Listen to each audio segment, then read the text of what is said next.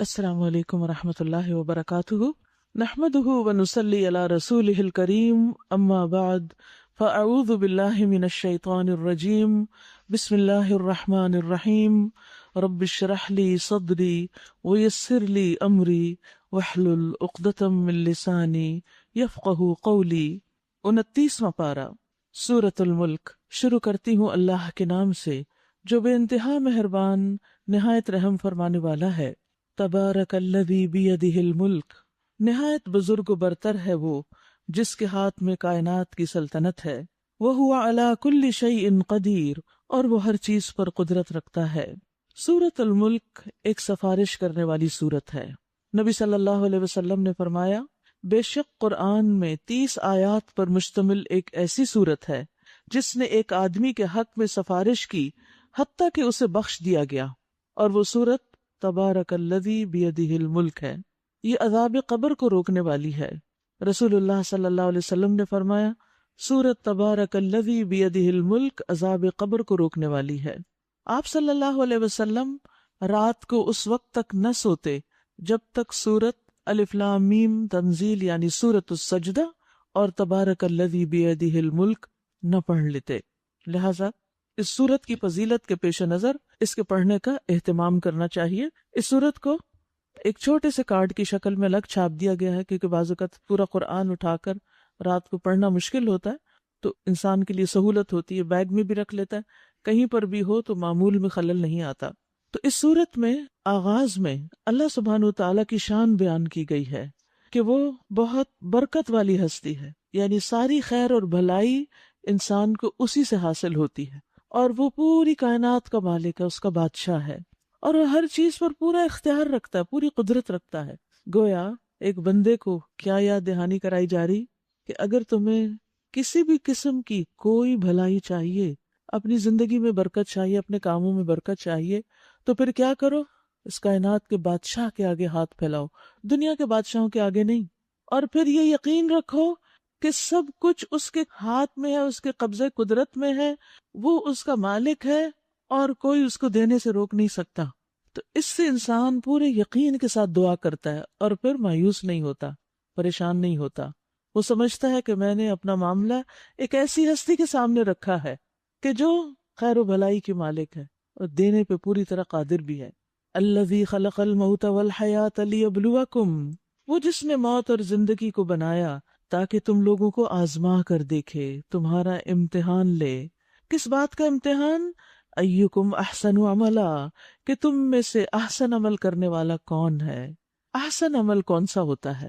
احسن عمل وہ عمل ہے کہ جو 2 شرائط پر مبنی ہو۔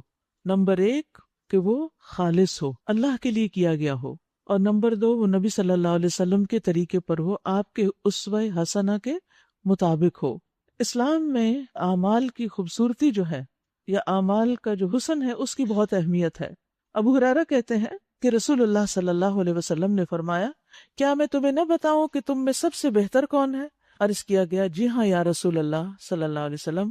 آپ نے فرمایا، تم میں سب سے بہترین لوگ وہ ہیں جن کی عمر لمبی ہو اور وہ احسن طریقے سے عمل کرنے والے ہوں، یعنی زندگی بھی لمبی اور اس کے ساتھ ساتھ ہر کام میں وہ ایک خوبصورتی لاتے ہیں۔ اور وہ خوبصورتی کیسے آتی ہے؟ جب اس کا ظاہر اور باطن دونوں ہی اچھا ہو۔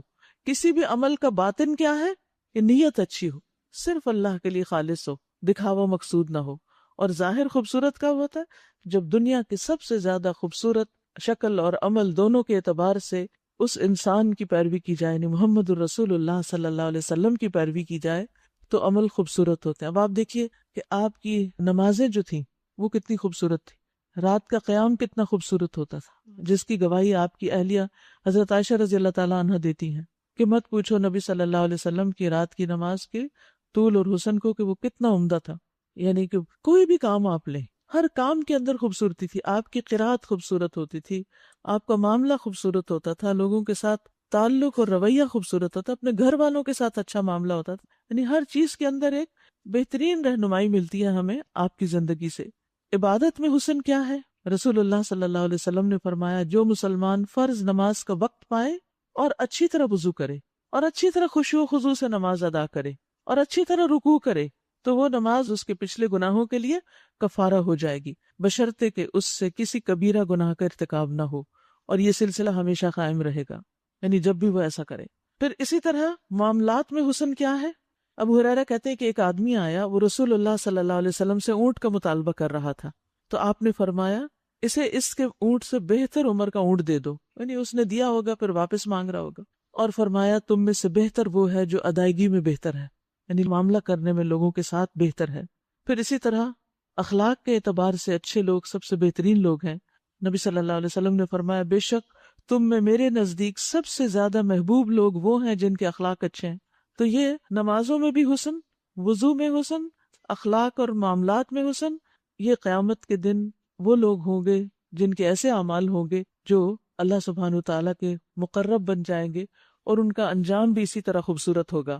وَهُوَ الْعَزِيزُ الْغَفُورُ، اور وہ زبردست بھی ہے اور درگزر فرمانے والا بھی۔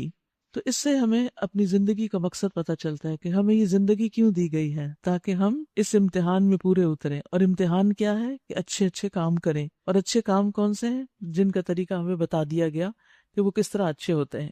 جس نے تہ بتہ 7 آسمان بنائے، تم رحمان کی تخلیق میں کسی قسم کی بے ربطی نہ پاؤ گے۔ پھر پلٹ کر دیکھو، کہیں تمہیں کوئی خلل نظر آتا ہے؟ بار بار نگاہ دوڑاؤ، تمہاری نگاہ تھک کر نامراد پلٹ آئے گی۔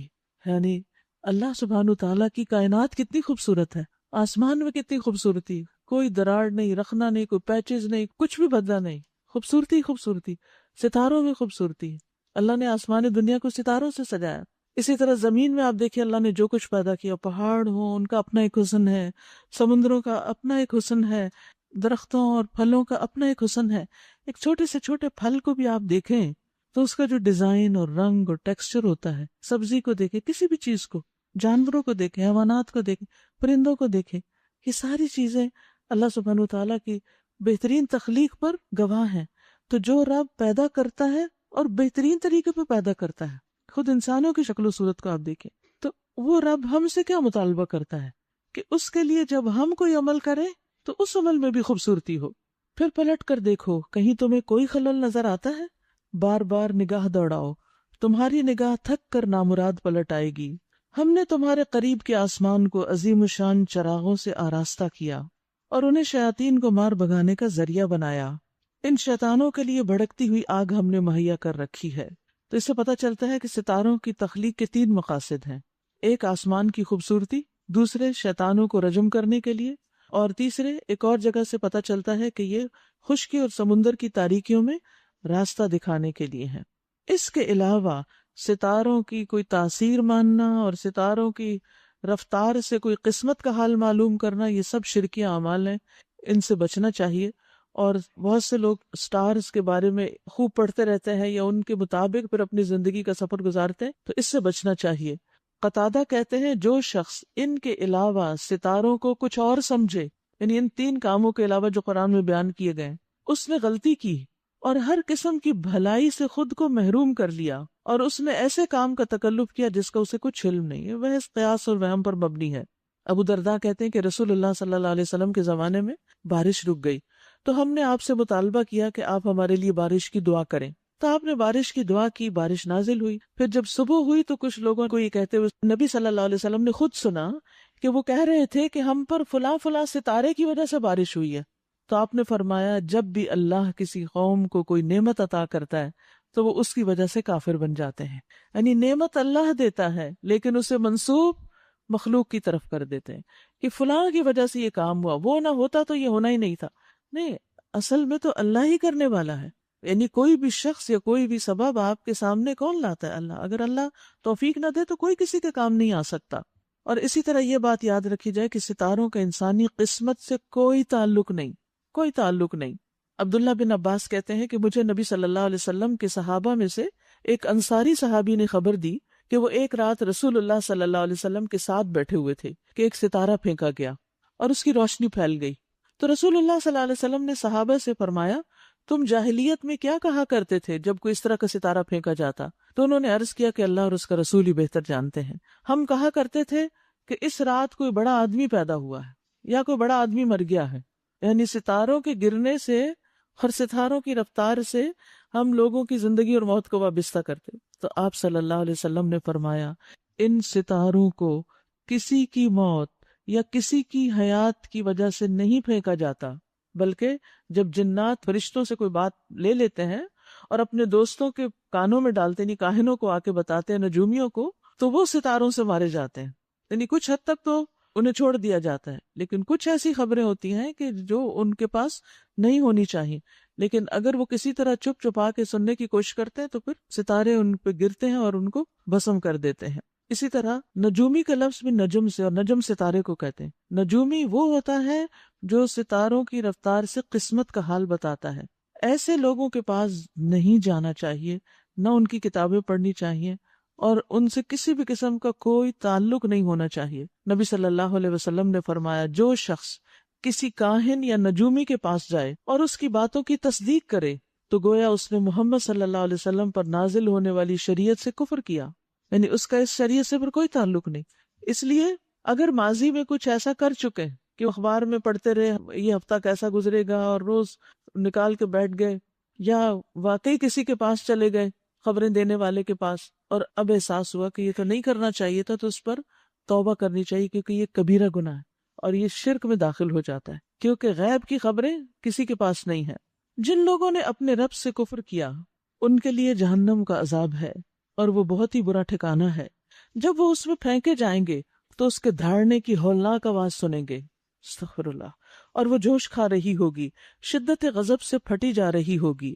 ہر بار جب کوئی گروہ اس میں ڈالا جائے گا اس کے کارندے ان لوگوں سے پوچھیں گے کیا تمہارے پاس کوئی خبردار کرنے والا نہیں آیا تھا؟ وہ جواب دیں گے ہاں، خبردار کرنے والا ہمارے پاس آیا تھا مگر ہم نے اسے جھٹلا دیا اور کہا اللہ نے کچھ بھی نازل نہیں کیا ہے، تم بڑی گمراہی میں پڑے ہوئے ہو.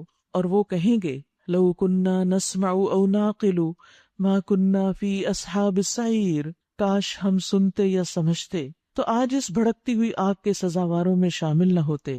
اس طرح وہ اپنے قصور کا خود اعتراف کر لیں گے. لعنت ہے ان دوزخیوں پر. تو یہاں پر اہل جہنم اپنی کس غلطی کا اعتراف کریں گے کہ ہم سنتے نہیں تھے. تو حق بات کو نہ سننا، سننے کا اہتمام ہی نہ کرنا، اس کی طرف توجہ ہی نہ کرنا اور اس پر غور نہ کرنا. کچھ لوگ سن تو لیتے ہیں لیکن اس کو سمجھتے نہیں، اس میں غور و فکر نہیں کرتے، تو یہ بھی نقصان دہ ہے، کیونکہ جو غور و فکر کرے گا وہ تو کانپ اٹھے گا اور پھر اس کے عمل میں بھی تبدیلی آئے گی. جو لوگ بن دیکھے اپنے رب سے ڈرتے ہیں یقیناً ان کے لیے مغفرت ہے اور بڑا اجر ہے. تم خواہ چپکے سے بات کرو یا اونچی آواز سے، اللہ کے لیے یکساں ہے، وہ تو دلوں کا حال تک جانتا ہے. کیا وہی نہ جانے گا جس نے پیدا کیا؟ حالانکہ وہ باریک بین اور باخبر ہے. وہی تو ہے جس نے تمہارے لیے زمین کو تابع کر رکھا ہے. چلو اس کی چھاتی پر اور کھاؤ اللہ کا رزق، اسی کے حضور تمہیں دوبارہ زندہ ہو کر جانا ہے. کیا تم اس بات سے بے خوف ہو کہ وہ جو آسمان میں ہے، کون ہے آسمان میں؟ عرش پر اللہ، تمہیں زمین میں دھنسا دے اور یکا یک یہ زمین جھکولے کھانے لگے، یعنی خوب زلزلہ آ جائے. کیا تم اس سے بے خوف ہو کہ وہ جو آسمان میں ہے تم پر پتھراؤ کرنے والی ہوا بھیج دے، پھر تمہیں معلوم ہو جائے گا کہ میری تنبیہ کیسی ہوتی ہے. ان سے پہلے گزرے ہوئے لوگ جھٹلا چکے ہیں، پھر دیکھ لو کہ میری گرفت کیسی سخت تھی. کیا یہ لوگ اپنے اوپر اڑنے والے پرندوں کو پر پھیلائے اور سکیڑتے نہیں دیکھتے؟ رحمان کے سوا کوئی نہیں جو انہیں تھامے ہوئے ہو. یہ اللہ ہی پرندوں کو تھامتا ہے، وہی ہر چیز کا نگہبان ہے. بتاؤ آخر وہ کون سا لشکر تمہارے پاس ہے جو رحمان کے مقابلے میں تمہاری مدد کر سکتا ہے؟ حقیقت یہ ہے کہ یہ منکرین دھوکے میں پڑے ہوئے ہیں. یا پھر بتاؤ کون ہے جو تمہیں رزق دے سکتا ہے اگر رحمان اپنا رزق روک لے؟ دراصل یہ لوگ سرکشی اور حق سے گریز پر اڑے ہوئے ہیں. بھلا سوچو جو شخص منہ اندھائے چل رہا ہو وہ زیادہ صحیح راہ پانے والا ہے یا وہ جو سر اٹھائے سیدھا ایک ہموار سڑک پر چل رہا ہو؟ ان سے کہو اللہ ہی ہے جس نے تمہیں پیدا کیا، تم کو سننے اور دیکھنے کی طاقتیں دیں اور سوچنے سمجھنے والے دل دیے، مگر تم کم ہی شکر ادا کرتے ہو. ان سے کہو اللہ ہی ہے جس نے تمہیں زمین میں پھیلایا ہے اور اسی کی طرف تم سمیٹے جاؤ گے. یہ کہتے ہیں اگر تم سچے ہو تو بتاؤ یہ وعدہ کب پورا ہوگا، یعنی عذاب کے آنے کا. کہیے اس کا علم تو اللہ کے پاس ہے، میں تو بس صاف صاف خبردار کر دینے والا ہوں. پھر جب یہ اس چیز کو قریب دیکھ لیں گے تو ان سب لوگوں کے چہرے بگڑ جائیں گے جنہوں نے انکار کیا ہے، اور اس وقت ان سے کہا جائے گا کہ یہی ہے وہ چیز جس کے لیے تم تقاضے کر رہے تھے. یعنی عذاب بھی کوئی مانگتا ہے. انسان کی عقل اتنی گئی گزری ہے کہ اپنے لیے مصیبت مانگے، لیکن یہ اس کو مذاق سمجھتے تھے، سنجیدہ نہیں تھے. تو بتا دیا گیا کہ جب وہ آئے گا تو پھر تو چہرے ہی بگڑ جائیں گے. ان سے کہیے کبھی تم نے یہ بھی سوچا کہ اللہ خواہ مجھے اور میرے ساتھیوں کو ہلاک کر دے یا ہم پر رحم کرے، کافروں کو دردناک عذاب سے کون بچائے گا؟ ان سے کہو وہ بڑا رحیم ہے، اسی پر ہم ایمان لائے اور اسی پر ہمارا بھروسہ ہے. یعنی تم بھی ایمان لا کے اس کی رحمت پاؤ. ان قریب تمہیں معلوم ہو جائے گا کہ سری گمراہی میں پڑا ہوا کون ہے. ان سے کہو کبھی تم نے یہ بھی سوچا کہ اگر تمہارے کنوؤں کا پانی زمین میں اتر جائے تو کون ہے جو اس پانی کی بہتی ہوئی سوتیں تمہیں نکال کر لا دے؟ یعنی یہ اللہ ہی نعمت دے رہا ہے. اگر اللہ پانی نیچے لے جائے تو وہاں تک تو ہمارے آلات جا ہی نہیں سکتے. اب بھی آپ دیکھیں کہ کچھ علاقوں میں جب کنویں کھودے جاتے ہیں بہت دور تک گہرائی تک کھودے جاتے ہیں لیکن کوئی پانی نہیں نکلتا یا بالکل خراب یا کڑوا سا پانی نکلتا ہے. تو یہ بھی اللہ کی رحمت ہے کہ وہ ہمیں میٹھا پانی پلاتا ہے اور صاف پانی عطا کرتا ہے. ان نعمتوں پر اللہ تعالیٰ کا شکر ادا کرنا چاہیے. سورۃ القلم. شروع کرتی ہوں اللہ کے نام سے جو بے انتہا مہربان نہایت رحم فرمانے والا ہے. نون، قسم ہے قلم کی اور اس چیز کی جسے لکھنے والے لکھ رہے ہیں. یہاں اللہ سبحانہ تعالیٰ قلم کی قسم کھا رہے ہیں. حدیث میں آتا ہے کہ اللہ نے 4 چیزوں کو اپنے ہاتھ سے پیدا کیا: عرش، قلم، آدم اور جنت عدن. پھر تمام مخلوقات سے کہا کہ ہو جا اور وہ ہو گئیں.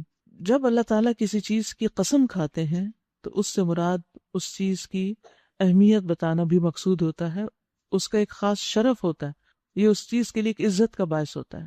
تو قلم کا جو شرف ہے اور اس کا جو مقام ہے اور اس کا جو کام ہے، اس کی وجہ سے یہاں قسم کھا کر ایک بات کہی جا رہی ہے کہ قسم ہے قلم کی اور اس چیز کی جسے لکھنے والے لکھ رہے ہیں. یعنی صرف قلم نہیں بلکہ جو لکھا جا رہا ہے، کیونکہ اسی کے ساتھ قرآن پاک کو لکھا جا رہا تھا اور آج تک لکھا جاتا ہے. اور پھر قرآن مجید کے بعد باقی اچھی کتابیں بھی قلم ہی سے لکھی جاتی ہیں. تو قلم جو ہے وہ علم کو محفوظ کرنے کا ذریعہ ہے. لکھا ہوا علم صدقہ جاریہ بنتا ہے اور لکھنے کی صلاحیت اللہ کی طرف سے ایک بہت بڑی نعمت ہے انسان کے لیے. یعنی انسان اگر لکھنا جانتا ہو اور پھر عمدہ طریقے سے لکھنا جانتا ہو تو یہ چیز اس کی قدر و قیمت کو کہیں زیادہ بڑھا دیتی ہے. رسول اللہ صلی اللہ علیہ وسلم نے فرمایا اللہ عز و جل نے سب سے پہلے قلم کو پیدا کیا اور اسے اپنے دائیں ہاتھ میں پکڑا اور اللہ کے دونوں ہاتھ دائیں ہیں. فرمایا پھر اس نے دنیا اور دنیا میں کیے جانے والے ہر عمل اور معمول کو، نیکی بدی کو، خشک اور تر کو لکھا اور سب چیزوں کو اپنے پاس لوح محفوظ میں شمار کیا. سب کچھ گن کے لکھا ہوا ہے وہاں. پھر فرمایا اگر تم چاہو تو یہ آیت پڑھ لو: ھذا کتابنا ینطق علیکم بالحق انا کنا نستنسخ ما کنتم تعملون. یہ ہماری کتاب ہے جو تم پر حق کے ساتھ بولتی ہے، بے شک ہم لکھواتے جاتے تھے جو تم عمل کرتے تھے. یعنی لوگوں کا اعمال نامہ یہاں مراد ہے اور نقل کرنا ایسا کام ہے جس سے فراغت حاصل کر لی گئی ہے، یعنی لکھا جا چکا ہے. ما انت بنعمت ربک بمجنون. تو قلم اور قلم نے جو لکھا قرآن وہ اس پر گواہ ہے کہ نبی صلی اللہ علیہ وسلم مجنون نہیں. وَإِنَّ لَكَ لَأَجْرًا غَيْرَ مَمْنُونَ. اور یقیناً تمہارے لیے ایک ایسا اجر ہے جس کا سلسلہ کبھی ختم ہونے والا نہیں. وَإِنَّكَ لَعَلَىٰ خُلُقٍ عَظِيمٍ. اور بے شک آپ اخلاق کے بڑے مرتبے پر ہیں. ان قریب تم بھی دیکھ لو گے اور وہ بھی دیکھ لیں گے کہ تم میں سے کون جنون میں مبتلا ہے.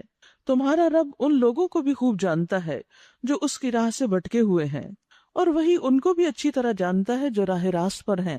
لہٰذا تم ان جھٹلانے والوں کے دباؤ میں ہرگز نہ آؤ. یہ تو چاہتے ہیں کہ تم کچھ مداحنت کرو، کمزوری دکھاؤ تو یہ بھی مداحنت کریں. ہرگز نہ دبو کسی ایسے شخص سے جو بہت قسمیں کھانے والا بے وقت آدمی ہے، تانے دیتا ہے، چغلیاں کھاتا پھرتا ہے، بھلائی سے روکتا ہے، ظلم اور زیادتی میں حد سے گزر جانے والا ہے، سخت بدعمال ہے، جفاکار ہے اور ان سب عیوب کے ساتھ بد اصل ہے، اس بنا پر کہ وہ بہت مال اور اولاد رکھتا ہے. جب ہماری آیات اس کو سنائی جاتی ہیں تو کہتا ہے یہ تو اگلے وقتوں کے افسانے ہیں. ان قریب ہم اس کی سونڈ یعنی ناک پر، جس کو وہ عزت کی علامت سمجھتا ہے، ان قریب ہم اس کی سونڈ پر داغ لگائیں گے، یعنی اس کو عذاب کا مزہ چکھائیں گے. نبی صلی اللہ علیہ وسلم کی مخالفت کرنے والے عموماً مکہ کے سردار تھے، اور وہ اپنے مال کی وجہ سے تکبر میں مبتلا تھے، اور مال کے ساتھ اگر اولاد ہو تو اور بھی زیادہ، اور دنیا کی نعمتوں نے یعنی مال اور اولاد کو پا کر ان کے اندر ہونا تو یہ چاہیے تھا کہ اور اچھا اخلاق ہوتا اور وہ ہمبل ہوتے، لیکن اس چیز نے ان کے شر میں اور ان کے تکبر میں اور ان کے بد اخلاقی میں اور زیادہ اضافہ کر دیا، اور کیا کچھ ان کے اندر آ گیا، عیب جوئی، چغل خوری، اور پھر خیر سے روکنا اور بد مزاجی، اور یہ تمام برائیاں جو اخلاقی برائیاں شمار ہوتی ہیں یہ ان کے اندر پیدا ہو گئی۔ تو ایک طرف یہ لیڈرز تھے جن کے یہ اخلاق تھے، اور دوسری طرف محمد صلی اللہ علیہ وسلم کا اخلاق جس کا پیچھے ذکر کیا گیا، اِنَّكَ لَعَلَىٰ خُلُقٍ عَظِيمٍ، یہ چیز آپ کو ان سے ممتاز کرتی تھی۔ یاد رکھیے انسان کا شرف صرف اس کے مال و دولت یا اس کے اولاد کی کامیابی میں نہیں ہے، انسان کا شرف ایمان، عمل صالح اور اخلاق میں ہے۔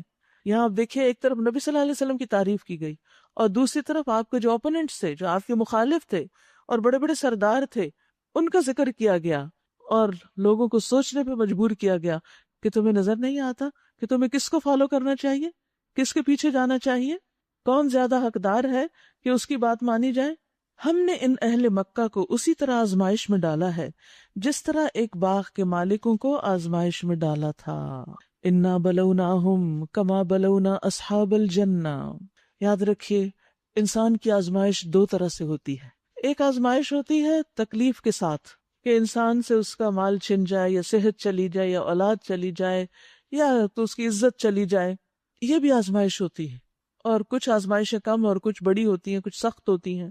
آزمائش کی ایک اور قسم ہے نعمتوں کے ساتھ آزمایا جانا، کہ انسان کو ہر طرح کی نعمتیں مل جائیں، مال، اولاد اور رزق کے علاوہ عزت اور شرف، یعنی دنیا میں جن جن چیزوں کے پیچھے انسان بھاگتا ہے وہ اس کو اعلیٰ درجے میں مل جائیں، اور غلط کاموں کے باوجود ملتی چلی جائیں، نافرمانیوں کے ساتھ ملیں۔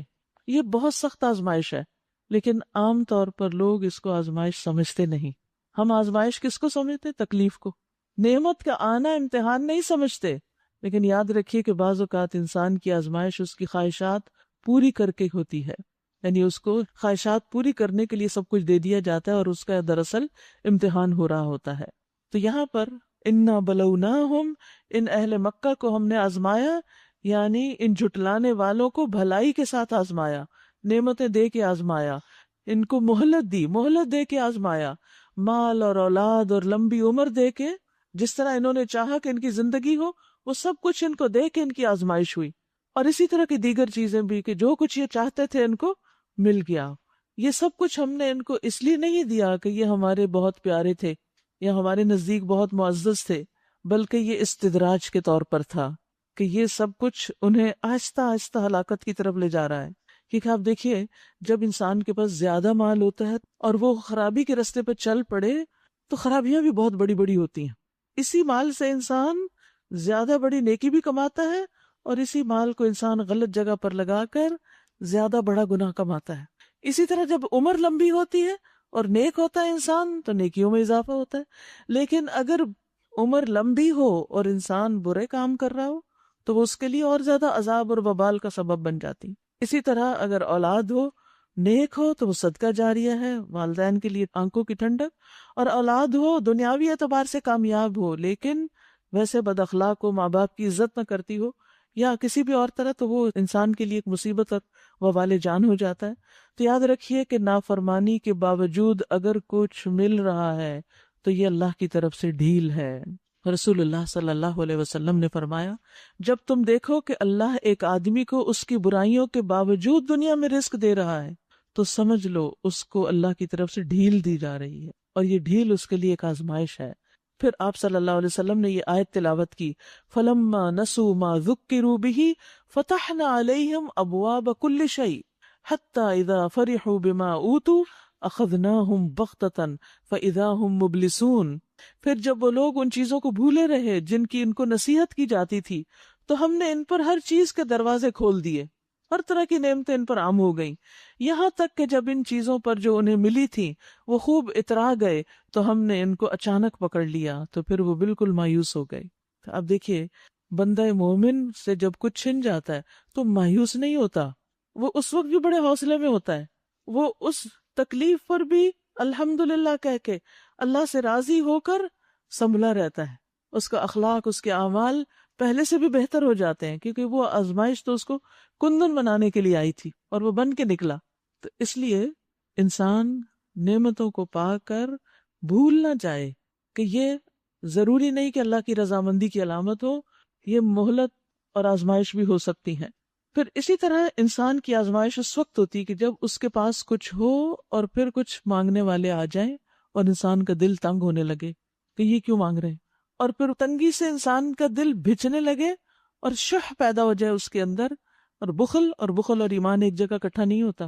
عبداللہ بن عمر کہتے ہیں کہ رسول اللہ صلی اللہ علیہ وسلم نے فرمایا، بے شک اللہ کے پاس لوگوں کے لیے نعمتیں ہیں، وہ انہیں ان کے پاس اس وقت تک باقی رکھتا ہے جب تک وہ مسلمانوں کی حاجات پوری کرنے میں لگے رہتے ہیں اور ان سے تنگ نہیں ہوتے، اور جب وہ ان سے تنگ ہوتے ہیں کہ یہ ہر وقت ہمیں لوگوں کی خدمت اور مدد کرنی پڑتی ہے، تو وہ انہیں دوسرے لوگوں کی طرف منتقل کر دیتا ہے، ان سے لے لیتا ہے۔ تو کوئی بھی انسان جو یہ چاہتا ہو کہ اللہ تعالیٰ اس کی نعمت کو باقی رکھے، تو اس کے لیے کیا ضروری ہے کہ وہ نعمتیں بانٹتا رہے، نعمتوں میں دوسروں کو شریک کرتا رہے۔ تو اللہ تعالیٰ نے اہل مکہ کو بھی آزمائش میں ڈالا ہے نبی صلی اللہ علیہ وسلم کو بھیج کر اور ان پر وحی کی نعمت کو عام کر کے۔ تو یہاں ایک باغ والے کا قصہ سنا کر ان کو نصیحت کی جا رہی ہے۔ جب انہوں نے قسم کھائی، نہیں باغ والوں نے، کہ صبح سویرے ضرور اپنے باغ کے پھل توڑیں گے، اور وہ کوئی استثناء نہیں کر رہے تھے، یعنی انہوں نے انشاءاللہ نہیں کہا۔ رات کو وہ سوئے پڑے تھے کہ تمہارے رب کی طرف سے ایک بلا اس باغ پہ پھر گئی اور اس کا ایسا حال ہو گیا جیسے کٹی ہوئی فصل ہو۔ صبح ان لوگوں نے ایک دوسرے کو پکار کے کہا کہ اگر پھل توڑنے ہیں تو سویرے سویرے اپنی کھیتی کی طرف چل نکلو۔ چنانچہ وہ چل پڑے اور آپس میں چپ کے کہتے جاتے تھے، آج کوئی مسکین تمہارے پاس اس باغ میں نہ آنے پائے۔ وہ کچھ نہ دینے کا فیصلہ کیے ہوئے صبح سویرے جلدی اس طرح وہاں گئے جیسے کہ وہ پھل توڑنے پہ قادر ہیں، یعنی جیسے ان کا اپنا ہی اختیار ہے۔ مگر جب باغ کو دیکھا تو کہنے لگے، ہم راستہ بھول گئے ہیں، نہیں بلکہ ہم محروم رہ گئے ہیں، بل نحن محرومون۔ ان میں جو سب سے بہتر آدمی تھا اس نے کہا، میں نے تم سے کہا نہ تھا کہ تم تسبیح کیوں نہیں کرتے؟ یعنی تمہیں اللہ نے نعمتیں دی ہیں، اللہ کا ذکر کرو، اللہ کو یاد کرو۔ وہ پکار اٹھے، سبحان ربنا انا کنا ظالمین، پاک ہے ہمارا رب، واقعی ہم گناہگار تھے۔ پھر ان میں سے ہر ایک دوسرے کو ملامت کرنے لگا، بلیم گیم۔ عام طور پہ ہوتا یہی کہ جب کوئی نقصان ہوتا ہے تو دوسروں پہ ڈال دیا جاتا ہے۔ آخر کو انہوں نے کہا، یعنی پھر بھی مسئلہ تو نہیں حل ہوا، افسوس ہمارے حال پر، بے شک ہم سرکش ہو گئے تھے، یعنی انہیں اپنی غلطی کا احساس ہو گیا۔ بعید نہیں کہ ہمارا رب ہمیں بدلے میں اس سے بہتر باغ عطا کرے، کیونکہ انہوں نے اپنی غلطی کا اعتراف کر لیا۔ سبحان ربنا انا کنا ظالمین، ہم اپنے رب کی طرف رجوع کرتے ہیں، انا الی ربنا راغبون، یعنی آئندہ ہم اس باغ کی یا جو بھی نعمت ہوگی اس کی خیر کو روکیں گے نہیں، ہم اللہ کی راہ میں صدقہ کرتے رہیں گے۔ کذالک العذاب، ایسا ہوتا ہے عذاب، اور آخرت کا عذاب اس سے بھی بڑا ہے۔ تو یاد رکھیے، بعض اوقات اللہ دنیا میں کسی کو امتحان میں ڈالتا ہے کہ انسان ہوش میں آ جائے اور توبہ کر لے اور آئندہ کے لیے باز آ جائے تاکہ آخرت کی پکڑ سے بچ جائے۔ اب آپ دیکھیے کہ جو شخص اس اخلاق اور اس کردار کا مالک ہو اور اسی حال میں اس کی موت آ جائے تو پھر آگے اس کا انجام کیا ہوگا؟ ان للمتقین عند ربہم جنات النعیم، یقیناً تقوی والوں کے لیے ان کے رب کے پاس نعمت بھری جنتیں ہیں۔ کیا ہم فرما برداروں کا حال مجرموں کا سا کر دیں، یعنی نیک اور بد ایک جیسے ہو جائیں؟ تم لوگوں کیا ہو گیا ہے، تم کیسے فیصلے کرتے ہو؟ کیا تمہارے پاس کوئی کتاب ہے جس میں تم یہ پڑھتے ہو کہ تمہارے لیے ضرور وہاں وہی کچھ ہے جو تم اپنے لیے پسند کرتے ہو، یعنی آخرت میں تمہیں وہی ملے گا جو تم چاہو گے؟ یہ کسی کتاب میں پڑھا تم نے؟ یا پھر کیا تمہارے لیے روز قیامت تک ہم پر کچھ عہد و پیمان ثابت ہے، یعنی ہم نے کوئی کمٹمنٹ تم سے کر رکھی ہے کہ تمہیں وہی کچھ وہاں ملے گا جس کا تم فیصلہ کرو گے، یعنی تمہاری چوائس پر ہے سب کچھ؟ ان سے پوچھو تم میں سے کون اس کا ضامن ہے، کون یہ گارنٹی دیتا ہے کہ ایسا ہی ہوگا؟ یہ تو محض تمہارے خیال ہے، یا پھر ان کے ٹھہرائے ہوئے کچھ شریک ہیں جنہوں نے اس بات کا ذمہ لیا ہو؟ یہ بات ہے تو لائیں اپنے شریکوں کو اگر یہ سچے ہیں۔ صاف واضح ہو گئی بات کہ اچھا اور برا برابر نہیں ہوتا، انسان اپنے اعمال کا جائزہ لیتا رہے اور غلطیوں سے نکل کر نیکیوں کی راہ اپنائے، ورنہ افنجعل المسلمین کالمجرمین، مسلم جو اطاعت گزار ہے اور مجرم جو نافرمانی کرتا ہے، دونوں ایک جیسے نہیں ہوتے، ہو بھی نہیں سکتے، انجام بھی نہیں ایک جیسا۔ جس روز سخت وقت آ پڑے گا، یعنی قیامت کے دن، اور لوگوں کو سجدہ کرنے کے لیے بلایا جائے گا تو یہ لوگ سجدہ نہ کر سکیں گے، ان کی نگاہیں نیچی ہوں گی، شرمندگی کے مارے سر نہیں اٹھائیں گے، ذلت ان پہ چھا رہی ہوگی۔ یہ جب صحیح سالم تھے اس وقت انہیں سجدے کے لیے بلایا جاتا تھا اور یہ انکار کرتے تھے۔ تو یہاں دنیا میں سجدہ نہ کرنے والوں کا انجام بتایا جا رہا ہے۔ یاد رکھیے، ہر جزا عمل ہی کی قسم میں سے ہوتی، جیسا کام ویسی ہی جزا یا سزا۔ تو یہ جھکتے نہیں تھے نا، اکڑ کے کھڑے رہتے تھے، اپنے کاموں میں لگے رہتے تھے، تو قیامت کے دن ان کی کمر گائے کے سینگ کی طرح اکڑ جائے گی، نیچے جھک ہی نہیں سکیں گے، سجدہ نہیں کر سکیں گے۔ اور یہ کب ہوگا؟ جب قیامت کے دن حشر کے میدان میں اللہ تعالیٰ اپنی تجلی فرمائے گا۔ اس وقت جب انہیں بلایا جائے گا سجدہ کرنے کے لیے تو ہر شخص سجدے میں گر پڑے گا، سوائے ان لوگوں کے جو دنیا میں سجدہ نہیں کرتے، نماز نہیں پڑھتے۔ وہ کرنے کا ارادہ بھی کریں گے تو کر نہیں سکیں گے، اور جب آپ دیکھیے سب سجدے میں پڑے ہوئے اور آپ نہیں جا سکتے، یہ تصور بھی انسان کا دل دہلا دیتا ہے، اور اس وقت پھر وہ سامنا نہ کر سکیں گے اللہ تعالیٰ کا۔ تو یاد رکھیے کہ نماز نہ پڑھنا کوئی معمولی گناہ نہیں ہے، بہت بڑا ظلم ہے اپنے آپ پر۔ حدیث میں آتا ہے ہر منافق باقی رہ جائے گا، وہ سجدہ کرنے کی طاقت نہ رکھے گا۔ نبی صلی اللہ علیہ وسلم نے فرمایا ہمارا رب قیامت کے دن اپنی پنڈلی کھولے گا، صحیح بخاری کی حدیث ہے۔ اس وقت ہر مومن مرد اور عورت اس کے لیے سجدے میں گر پڑیں گے، صرف وہ باقی رہ جائیں گے جو دنیا میں دکھاوے اور ناموری کے لیے سجدے کرتے تھے، دکھاوے کی نماز پڑھتے تھے، دکھاوے کے لیے لمبے لمبے سجدے کرتے تھے۔ جب وہ سجدہ کرنا چاہیں گے تو ان کی پیٹھ تختہ ہو جائے گی، جھک ہی نہیں سکیں گے۔ تب آپ دیکھیے منافق کی بھی سزا یہی بتائے گی، اور پھر غفلت سستی سے جو نماز پڑھے، اور اس کے علاوہ جو دکھاوے کی نماز پڑھے، الذین ھم یراؤون، جو لوگ اپنی نمازوں سے لوگوں کو متاثر کریں اور ان کا چرچا کریں۔ بس اے نبی صلی اللہ علیہ وسلم، تم اس کلام کے جھٹلانے والوں کا معاملہ مجھ پہ چھوڑ دو، ہم ایسے طریقے سے ان کو بتدریج تباہی کی طرف لے جائیں گے کہ ان کو خبر بھی نہ ہوگی۔ میں ان کی رسی دراز کر رہا ہوں، میری چال بڑی زبردست ہے۔ کیا تم ان سے کوئی اجر طلب کر رہے ہو کہ یہ اس چٹی کے بوجھ تلے دبے جا رہے ہوں؟ کیا ان کے پاس غیب کا علم ہے جسے یہ لکھ رہے ہوں؟ بس اپنے رب کا فیصلہ صادر ہونے تک صبر کرو اور مچھلی والے یعنی یونس علیہ السلام کی طرح نہ ہو جاؤ، جب اس نے پکارا تھا اور وہ غم سے بھرا ہوا تھا۔ اگر اس کے رب کی مہربانی اس کے شامل حال نہ ہو جاتی تو وہ مذموم ہو کر چٹیل میدان میں پھینک دیا جاتا۔ آخر کار اس کے رب نے اسے برگزیدہ فرما لیا اور اسے صالح بندوں میں شامل کر لیا۔ تو باغ والوں نے بھی سبحانک ربنا انا کنا ظالمین پڑھا، اور یونس علیہ السلام کی بھی نجات کس سے ہوئی؟ لا الہ الا انت سبحانک انی کنت من الظالمین، اپنے قصور کے اعتراف سے۔ جب یہ کافر لوگ کلام نصیحت یعنی قرآن سنتے ہیں تو تمہیں ایسی نظروں سے دیکھتے ہیں کہ گویا تمہارے قدم اکھاڑ دیں گے، اور کہتے ہیں یہ ضرور دیوانہ ہے، حالانکہ یہ تو سارے جہان والوں کے لیے ایک نصیحت ہے۔ تو یاد رکھیے کہ یہاں پر نبی صلی اللہ علیہ وسلم کی مخالفت کرنے والوں کے مختلف انداز بتائے گئے۔ کوئی تو پتھر پھینکتا، کوئی گالی دیتا، کوئی طرح طرح کے نام رکھتا، کوئی کوڑا پھینکتا آپ کے راستے میں، اور کوئی نظر لگانے کی کوشش کرتا، نظروں سے اچکنے کی کوشش کرتا۔ تو اس سے یہ پتہ چلتا ہے کہ اگر اللہ کی حمایت اور حفاظت نہ ہوتی تو آپ صلی اللہ علیہ وسلم حاسدوں کی نظروں کا شکار ہو جاتے، جس سے یہ پتہ چلتا ہے کہ نظر کا لگنا حق ہے، نظر لگتی ہے۔ نظر لگنے کے سلسلے میں 2-3 چیزیں یاد رکھیے۔ نمبر 1 یہ کہ نظر اپنے آپ کو اپنی بھی لگ سکتی ہے، ضروری نہیں کہ نظر لگانے والا آپ کا حاسد ہی ہو سکتا ہے آپ سے محبت کرنے والا ہو۔ جیسے ماں کی نظر بچے کو لگ جاتی، جو ہی کہتی آج تو اس نے خوب دودھ پی لیا ہے، پھر دیکھیے اس کے بعد کیا ہوتا ہے۔ تو اس میں آپ دیکھیے ضروری نہیں کہ کسی کا ارادہ ہو نظر لگانے کا، اور اگر کوئی ارادہ کرے تو ضروری نہیں کہ وہ لگا سکے، یہ کسی کے اختیار میں نہیں ہے، لیکن کسی بھی طرح لگ سکتی ہے۔ ہوتا کیا ہے؟ ہوتا یہ کہ جب انسان کسی چیز کو دیکھتا ہے تو اس کے دل میں ایک خاص قسم کی کیفیت پیدا ہوتی، پھر عموماً کیا ہوتا ہے، جو چیز دل میں آتی ہے ہم وہ زبان سے بولنا شروع کر دیتے ہیں۔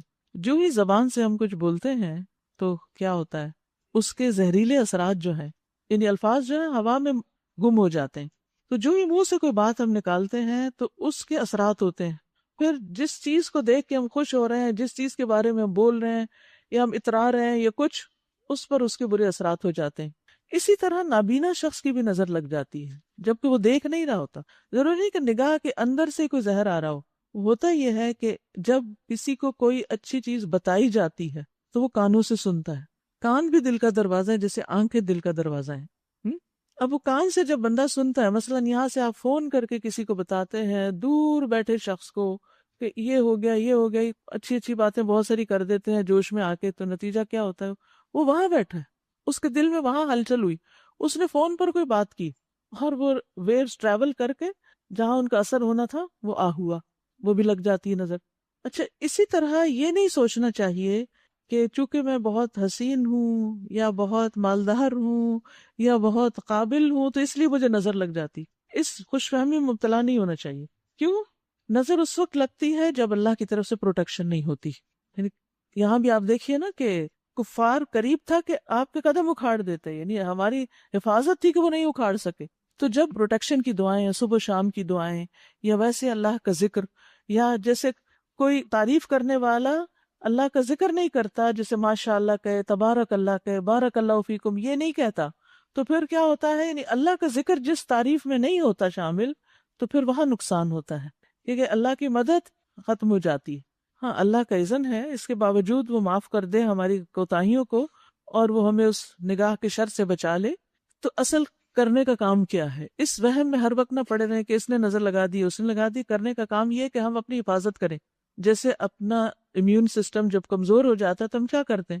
اس کو بڑھانے کی کوشش کرتے ہیں، ایکسرسائز بڑھاتے ہیں اور ایسی دوائیاں یا ایسی چیزیں، ایسی فوڈ لیتے ہیں کہ ہمارے اندر کا سسٹم سٹرونگ ہو۔ اسی طرح اپنا روحانی سسٹم سٹرونگ کرنے کی ضرورت ہے اور بھی زیادہ۔ تو یہ تھا خود بچاؤ کا طریقہ۔ لیکن اس کے باوجود اللہ کا جب اذن ہوتا ہے تو کوئی بھی چیز بڑے سے بڑا پردہ بھی پھاڑ سکتی ہے۔ اس صورت میں اگر محسوس ہو کہ کس کی نظر لگی ہے تو اس کے وضو کا پانی، اور جہاں پر یہ ہم ازار باندھتے ہیں یعنی نچلے حصے کا پانی، یعنی جس ٹب میں انسان کھڑا ہو جائے، وضو کرے اور نچلے حصے پہ پانی ڈالے، یعنی کھڑا ہو کر اس حصے میں، اور وہ پانی جو ہے وہ اس شخص پہ بہا دیا جائے جس کو نظر لگی ہے، تو انشاءاللہ وہ صحت یاب ہو جائے گا اللہ کے فضل سے۔ دیکھیے یہ سارا علم کہاں سے آیا ہے؟ یہ وحی کے ذریعے ہمیں پتہ چلا ہے۔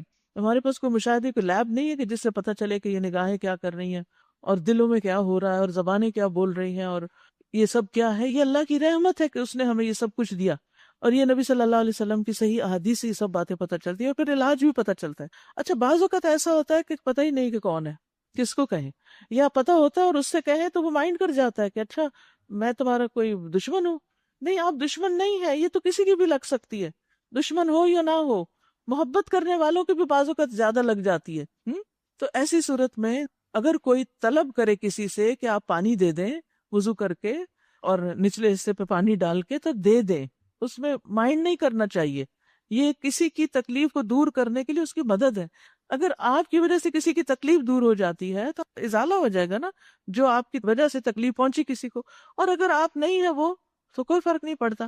لیکن کبھی ایسا ہے کہ وہ شخص بہت دور چلا گیا، ایسی صورت میں آپ کو بتایا گیا تھا کہ بیری کے 7 پتے لے کے، فریش بیری کے، ان کو کوٹ کے اس پر آیت الکرسی اور 3 قل پڑھیں، ان کو پانی میں ملا کے اس پانی کو پی بھی لیا جائے، 3 سپ لینے کافی ہیں، اور باقی پانی کو زیادہ پانی میں ملا کے اس سے غسل کر لیا جائے، تو انشاءاللہ نظر بد کے اثرات دور ہو جائیں گے۔ سورۃ الحاقہ شروع کرتی ہوں اللہ کے نام سے جو بے انتہا مہربان نہایت رحم فرمانے والا ہے۔ الحاقہ ملحاقہ وما ادراک ملحاقہ، ثابت ہو کر رہنے والی، حق ہونے والی۔ کیا ہے وہ حق ہونے والی؟ اور تو کیا جانے کہ وہ کیا ہے حق ہونے والی، یعنی قیامت کا دن۔ کذبت ثمود وعاد بالقارعہ، سمود اور عاد نے اس اچانک ٹوٹ پڑنے والی آفت کو جھٹلایا، یعنی اسی حاقہ کو۔ تو سمود ایک سخت حادثے سے ہلاک کیے گئے، یعنی ایمان نہ لانے کی وجہ سے ان پر عذاب آیا، اور عاد ایک بڑی شدید طوفانی آندھی سے تباہ کر دیے گئے۔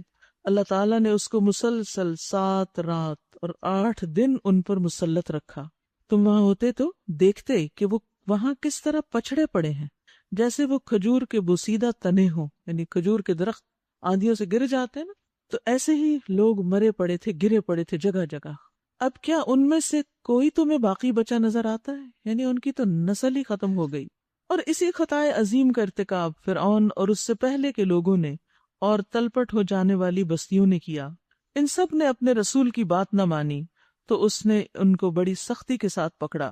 جب پانی کا طوفان حد سے گزر گیا تو ہم نے تمہیں کشتی میں سوار کر دیا تاکہ اس واقعے کو تمہارے لیے ایک سبق آموز یادگار بنا دیں۔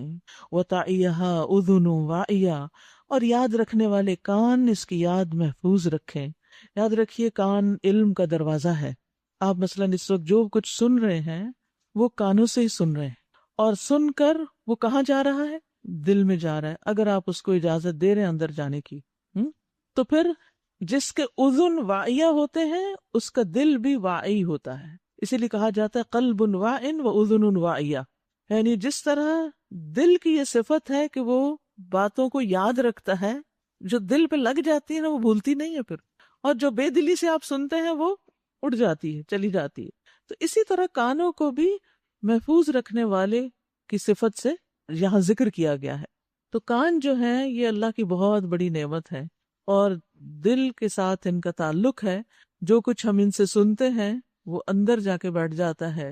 اس لیے اس بات کا بھی دھیان رکھنا چاہیے کہ ہم کیا سن رہے ہیں، کس مجلس میں بیٹھے ہیں، کس طرح کی باتیں سنتے رہتے ہیں سارا دن۔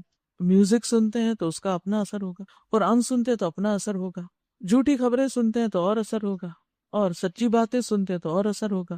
اچھے لوگوں کی مجلس میں بیٹھے ہیں تو کانوں کے ذریعے اچھی باتیں سنیں گے تو آپ کا دل اچھا ہوگا، اور بد اخلاق لوگوں کے ساتھ ہوں اور ان کی بد اخلاقیاں سنیں تو آپ کا دل میلا ہوگا۔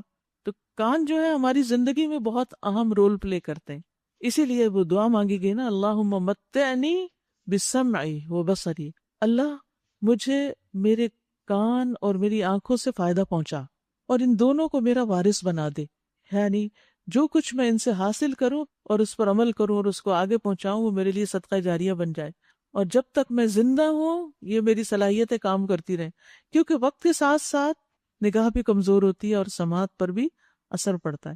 ایک وقت آتا ہے کہ آپ بات سن کے کہتے ہیں اچھا کیا کہا، دوبارہ بولو، سمجھ نہیں آئی، بار بار کہلوانا پڑتا دوسرے سے۔ تو ان نعمتوں کا شکر ادا کرتے رہیں، ان کو خیر کے کاموں میں لگا کر، اور یہ دعا پڑھتے رہیں کہ اللہ مرتے دم تک یہ سلامت رہے کہ ان سے مجھے فیض پہنچے۔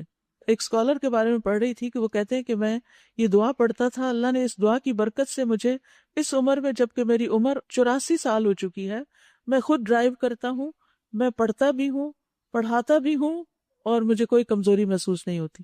اللہ کی رحمت ہے کہ اللہ ان صلاحیتوں سے لمبی عمر تک فائدہ دے، ورنہ آپ دیکھیے کہ ان صلاحیتوں کے بغیر زندگی نکمی ہے، بیکار ہے، دوسروں کے لیے بوجھ ہے، کیونکہ آپ نہ کسی کی مدد کر سکتے نہ کسی کے کام آ سکتے ہیں۔ پھر جب ایک دفعہ سور میں پھونک مار دی جائے گی اور زمین اور پہاڑوں کو اٹھا کر ایک ہی چوٹ میں ریزہ ریزہ کر دیا جائے گا، اس روز وہ ہونے والا واقعہ پیش آ جائے گا۔ اس دن آسمان پھٹے گا اور اس کی بندش ڈھیلی پڑ جائے گی، فرشتے اس کے اطراف و جوانب میں ہوں گے، اور 8 فرشتے اس روز تیرے رب کا عرش اپنے اوپر اٹھائے ہوئے ہوں گے۔ اس سے عرش کا بھی پتہ چلتا ہے، اور پھر فرشتوں کا بھی جو عرش اٹھاتے ہیں۔ وہ دن ہوگا جب تم لوگ پیش کیے جاؤ گے، تمہارا کوئی راز بھی چھپا نہ رہ جائے گا، اللہ اکبر، کوئی چیز چھپا نہ سکیں گے۔ تو یاد رکھیے دنیا میں پھر انسان کو اپنی تنہائیوں کے اوقات کا جائزہ لینا چاہیے کہ جب کوئی میرے ساتھ نہیں ہوتا تو میں کیا کرتی ہوں، اکیلے میں کیسے ہوتی ہوں۔ تو یاد رکھیے کہ تزکیہ اور تقویٰ اس وقت تک ہوتا نہیں جب تک انسان کی تنہائی پاکیزہ نہیں ہو جاتی۔ اکیلے میں انسان اچھے اچھے کام کرے، یعنی یہ نہیں کہ سب لوگوں کے سامنے تو شرافت کا مظاہرہ اور اکیلے میں غیبت یا چغلی یا پھر بدگمانی۔ ہم اکیلے کب ہوتے ہیں؟ جب اپنے ساتھ ہوتے ہیں نا، یا پھر لوگوں کی نظر سے اوجھل ہوتے ہیں۔ تو اپنی تنہائیوں کو بھی اللہ کی یاد، اللہ کے ذکر، اللہ سے دعا، ان چیزوں میں صرف کرنا چاہیے، اللہ سے مدد مانگنے میں، اپنے گناہوں پہ رونا چاہیے، چھپ کے نیکی کے کام کرنے چاہیے، دایاں ہاتھ دے اور بائیں کو پتہ نہ چلے، خیر اور بھلائی کے کاموں میں مصروف ہونا چاہیے، نہ کہ اس کے برعکس، کیونکہ وہاں کوئی چھپی ہوئی چیز چھپی نہ رہ جائے گی۔ یعنی اگر چھپ کے نیک کام کیے تو وہ بھی سامنے آ جائیں گے۔ اس وقت جس کا نامہ اعمال اس کے سیدھے ہاتھ میں دیا جائے گا، وہ کہے گا لو دیکھ لو، پڑھو میرا نامہ اعمال۔ اس وقت رک کے سوچیں، کیا ہم آج کے دن کی اپنی کتاب کسی کو دکھا سکتے ہیں؟ یہ پڑھو، دیکھو میں کیا کچھ کر چکی ہوں صبح سے لے کے اب تک، یعنی ہر دن کے اعمال نامے پر اسی طرح کی نظر ڈالنی چاہیے کہ کیا میں یہ اپنا کسی کو پڑھنے کے لیے دے سکتی ہوں کہ کوئی دیکھ لے. ہم انکمفرٹیبل ہو جاتے ہیں. تو اللہ سبحانہ وتعالیٰ ہمیں ایسے اعمال کی توفیق دے کہ جب وہ قیامت کے دن کھلے تو ہمیں کوئی شرمندگی نہ ہو، اور اگر کوئی شرمندگی والے کام کر چکے ہیں تو اللہ ہمیں توبہ کی توفیق دے تاکہ وہ مٹ جائیں ہمارے نامہ اعمال سے اور قیامت کے دن کی رسوائی سے بچ سکیں.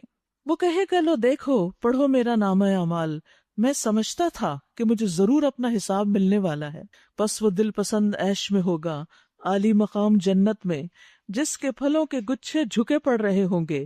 ایسے لوگوں سے کہا جائے گا مزے سے کھاؤ اور پیو اپنے ان اعمال کے بدلے جو تم نے گزرے ہوئے دنوں میں کیے.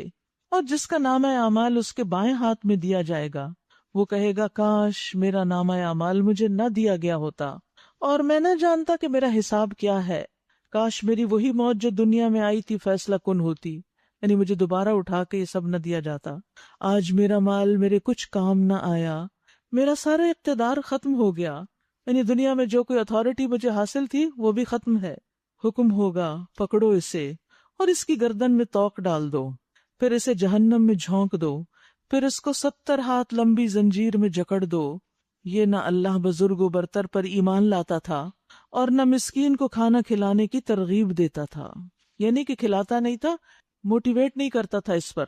لہٰذا آج نہ یہاں اس کا کوئی یار غمخوار ہے اور نہ زخموں کے دون کے سوا اس کے لیے کوئی کھانا جسے خطا کاروں کے سوا کوئی نہیں کھاتا.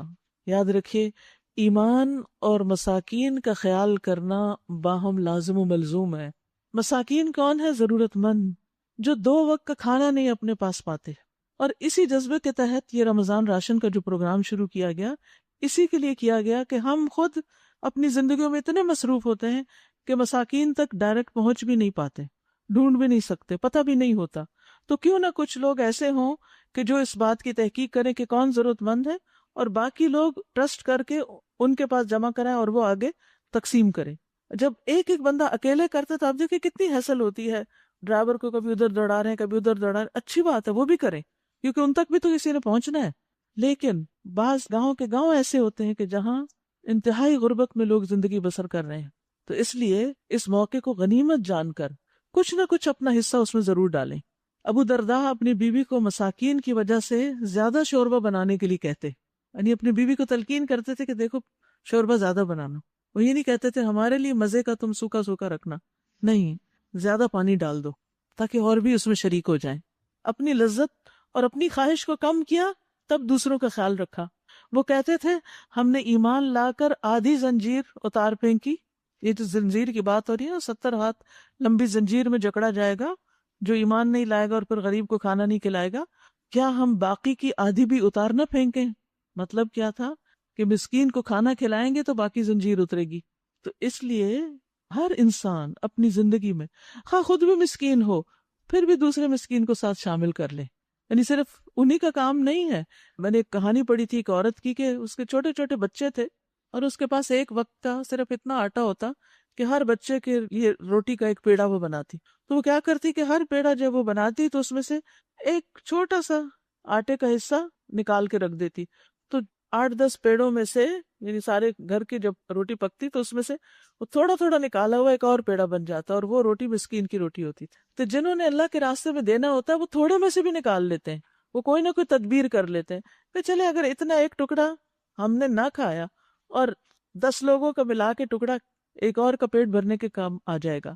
تو اس طرح ہر انسان پلاننگ کرے کہ وہ کیسے صدقہ کر سکتا ہے، کہاں سے خرچ کر سکتا ہے.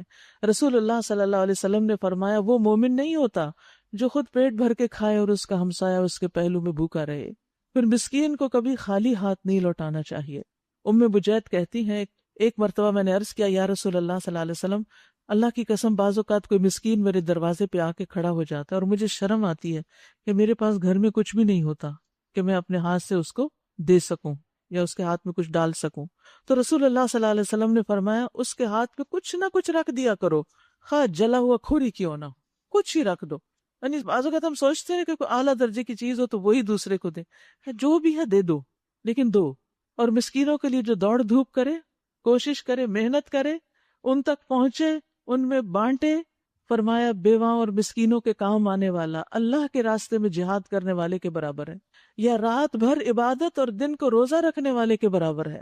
نبی صلی اللہ علیہ وسلم نے فرمایا بے شک یہ مال و دولت بھی ایک خوشگوار سبزہ ہے، جیسے سبزے کو دیکھ کے دل خوش ہوتا ہے ایسے مال کو دیکھ کے بھی انسان خوش ہوتا ہے، اور مسلمان کا وہ مال کتنا عمدہ ہے جس سے وہ مسکین، یتیم اور مسافر کو دے، یعنی مال کا وہ حصہ بہترین ہے جو ان کاموں میں لگ جائے۔ پھر مسکین پہ دروازہ بند کرنے پہ اللہ کی رحمت کا دروازہ بند ہو جاتا ہے۔ ابو شماخ اپنے چچا کے بیٹے سے روایت کرتے ہیں جو نبی صلی اللہ علیہ وسلم کے صحابہ میں سے تھے، بے شک وہ معاویہ کے پاس گئے رضی اللہ عنہ، پھر کہا کہ میں نے رسول اللہ صلی اللہ علیہ وسلم کو فرماتے ہوئے سنا جو مسلمانوں کے امور کا ذمہ دار بنے پھر وہ اپنا دروازہ مسکینوں، مظلوموں اور ضرورت مندوں کے سامنے بند کر لے، یعنی ان کی بات نہ سنے، تو اللہ تعالیٰ بھی اپنی رحمت کے دروازے اس کی ضرورت اور فقر کے سامنے بند کر لے گا، اور اس مجبوری کی حالت میں جب وہ سب سے زیادہ اس کا ضرورت مند ہوگا، یعنی عین اس وقت جب اس کی کوئی شدید ضرورت ہوگی تو وہ اس سے روک لی جائے گی، یعنی پوری نہیں ہونے دی جائے گی۔ تو اگر ہم چاہتے ہیں کہ ہماری ضرورتیں پوری ہوتی رہیں اور ہمارے کاموں میں کوئی رکاوٹ نہ آئے تو کچھ نہ کچھ، چاہے ایک لقمہ ہی کیوں نہ ہو، کوئی مانگے تو خالی ہاتھ نہ لوٹائیں، دیں، پھر اس کو پلان بھی کریں، کیونکہ دینے کے لیے پلاننگ چاہیے ہوتی ہے کہ کیا دینا ہے، کیا نکالنا ہے۔ اب آپ دیکھیے انشاءاللہ کل قرآن مجید تو آپ کا مکمل ہو جائے گا، پھر اگلا عشرہ شروع ہو جائے گا، وہ عبادت کا عشرہ ہے، راتوں کو خوب قیام کرنے کا عشرہ ہے، دن میں بھی اللہ کی طرف رجوع کرنے کا، کہ نبی صلی اللہ علیہ وسلم اس موقع پر خود بھی جاگتے، گھر والوں کو بھی جگاتے اور کمر باندھ لیتے، خوب محنت کرتے عبادت میں، سب کچھ چھوڑ کے عبادت۔ تو اس عبادت میں تھوڑا سا حصہ اس چیز کا رکھیے کہ دن میں اپنے گھروں کی صفائی کریں، یعنی فرش کی صفائی نہیں مراد، اس سے مراد ہے اپنے وارڈروبس کو کھولیں، اپنے باکسز کھولیں، اپنی جیولری کھولیں، اور چیزیں کھولیں، دیکھیں کیا چیز ہے جو سالوں سے نہیں استعمال کی اور بالکل ایکسٹرا ہی ہے اور کبھی کوئی امید بھی نہیں، تو ان چیزوں کو بھی ایک طرف نکال کے رکھیں اور پھر پلان کریں کہاں کہاں کس کو کیا دیا جا سکتا، کہاں کیا چیز زیادہ فائدہ مند ہوگی دینا جو میری کل آخرت کے کام آئے گی۔ تو اس طرح انشاءاللہ جب رمضان گزرے گا تو انشاءاللہ ایمان میں بھی اضافہ ہو چکا ہوگا، یعنی ایک حصہ آپ نے علم حاصل کرنے پہ لگایا اور ایک حصہ آپ خوب عبادت میں گزاریں گے، کیونکہ آپ یہ سوچ رہے ہیں اوہ اب تو ختم ہو جائے گا، اب ہم کیا کریں گے، فارغ کہاں؟ قرآن مجید میں آتا فَإِذَا فَرَغْتَ فَانْصَبْ وَإِلَىٰ رَبِّكَ فَارْغَب، جب آپ فارغ ہو جائیں تو کیا کریں؟ اپنے آپ کو تھکائیں، اپنے رب کی طرف رغبت کریں، یعنی عبادت میں مشغول ہو جائیں، ٹھیک ہے؟ اور اس کے ساتھ ساتھ خدمت خلق میں، کچھ وقت عبادت کا اور کچھ وقت خدمت خلق کا، جو پورا مہینہ پڑھتے رہے اب عمل کرنے کا وقت آ گیا۔ تو مساکین پہ دروازے نہیں بند کرنے، ان کی ضروریات کا خیال رکھنا ہے اور ان کے لیے پلاننگ کرنی کہ کہاں کس کی کیسے مدد کی جا سکتی، رشتہ داروں کی لسٹ دیکھیں، ہمسایوں میں دیکھیں، دوستوں میں دیکھیں، مختلف کچی بستیوں میں دیکھیں، دور دراز کے علاقوں میں دیکھیں۔ پھر فرمایا پس نہیں، میں قسم کھاتا ہوں ان چیزوں کی بھی جو تم دیکھتے ہو اور ان کی بھی جنہیں تم نہیں دیکھتے، یہ ایک رسول کریم کا قول ہے، کسی شاعر کا قول نہیں، تم لوگ کم ہی ایمان لاتے ہو، اور نہ یہ کسی کاہن کا قول ہے، تم لوگ کم ہی غور کرتے ہو، یہ تو رب العالمین کی طرف سے نازل ہوا ہے۔ اور اگر اس نبی نے گھڑ کر کوئی بات ہماری طرف منسوب کی ہوتی، یعنی خود گھڑ کر، تو ہم اس کا دایاں ہاتھ پکڑ لیتے اور اس کی رگے گردن کاٹ ڈالتے۔ تو اس سے ہمیں تسلی ہونی چاہیے کہ جو کچھ قرآن میں ہے وہ بالکل سچ ہے، جو آپ نے ہمیں پہنچایا وہ حق ہے، کیونکہ اللہ سبحانہ وتعالیٰ اس پر چھوڑنے والے نہیں تھے۔ پھر تم میں سے کوئی ہمیں اس کام سے روکنے والا نہ ہوتا، در حقیقت یہ پرہیزگار لوگوں کے لیے ایک نصیحت ہے، اور ہم جانتے ہیں کہ تم میں سے کچھ لوگ جھٹلانے والے ہیں، ایسے کافروں کے لیے یقیناً یہ موجب حسرت ہے اور یہ بالکل یقینی حق ہے۔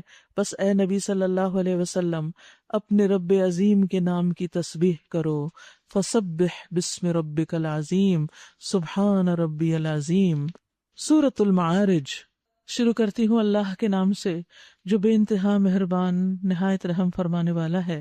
مانگنے والے نے عذاب مانگا ہے، وہ عذاب جو ضرور واقع ہونے والا ہے، کافروں کے لیے کوئی اسے دفع کرنے والا نہیں، اس اللہ کی طرف سے جو عروج کے زینوں کا مالک ہے۔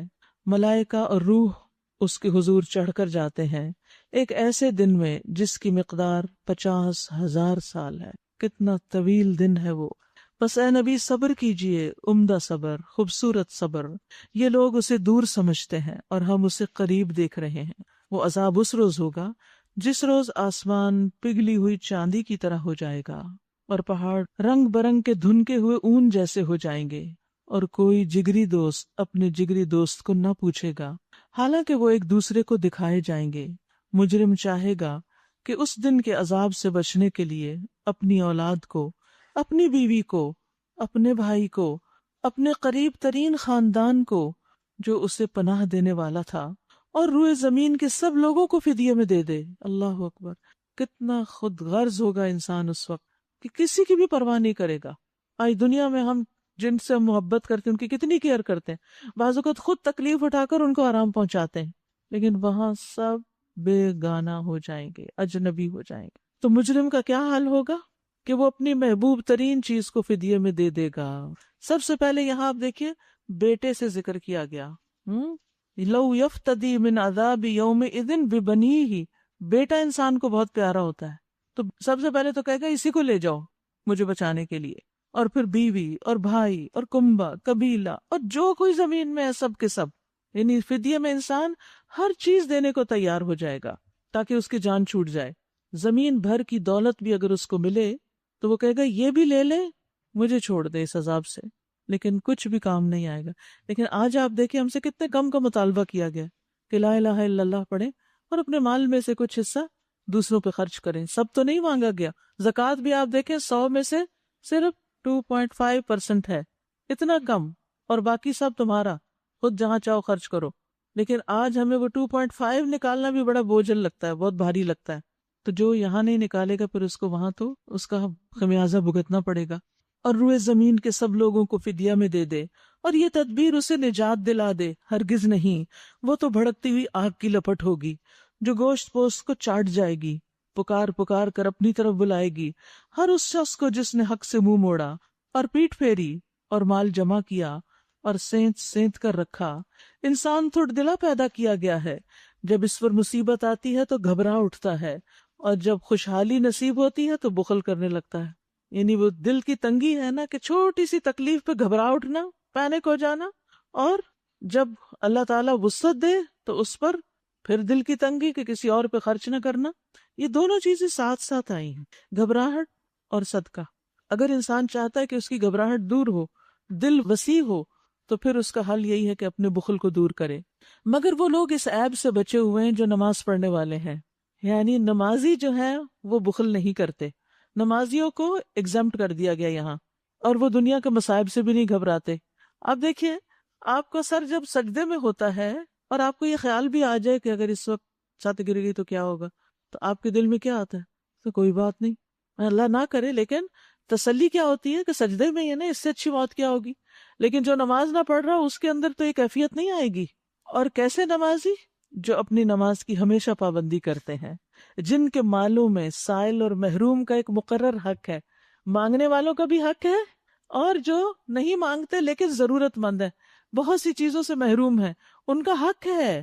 یہ مال میں حق بتایا گیا، یہ سارا تمہارا نہیں ہے، اس میں ان کا حصہ بھی ہے۔ تو اس میں آپ دیکھیے کہ نماز کا فائدہ پتہ چل رہا ہے نا، کہ نماز برے اخلاق سے روکتی ہے۔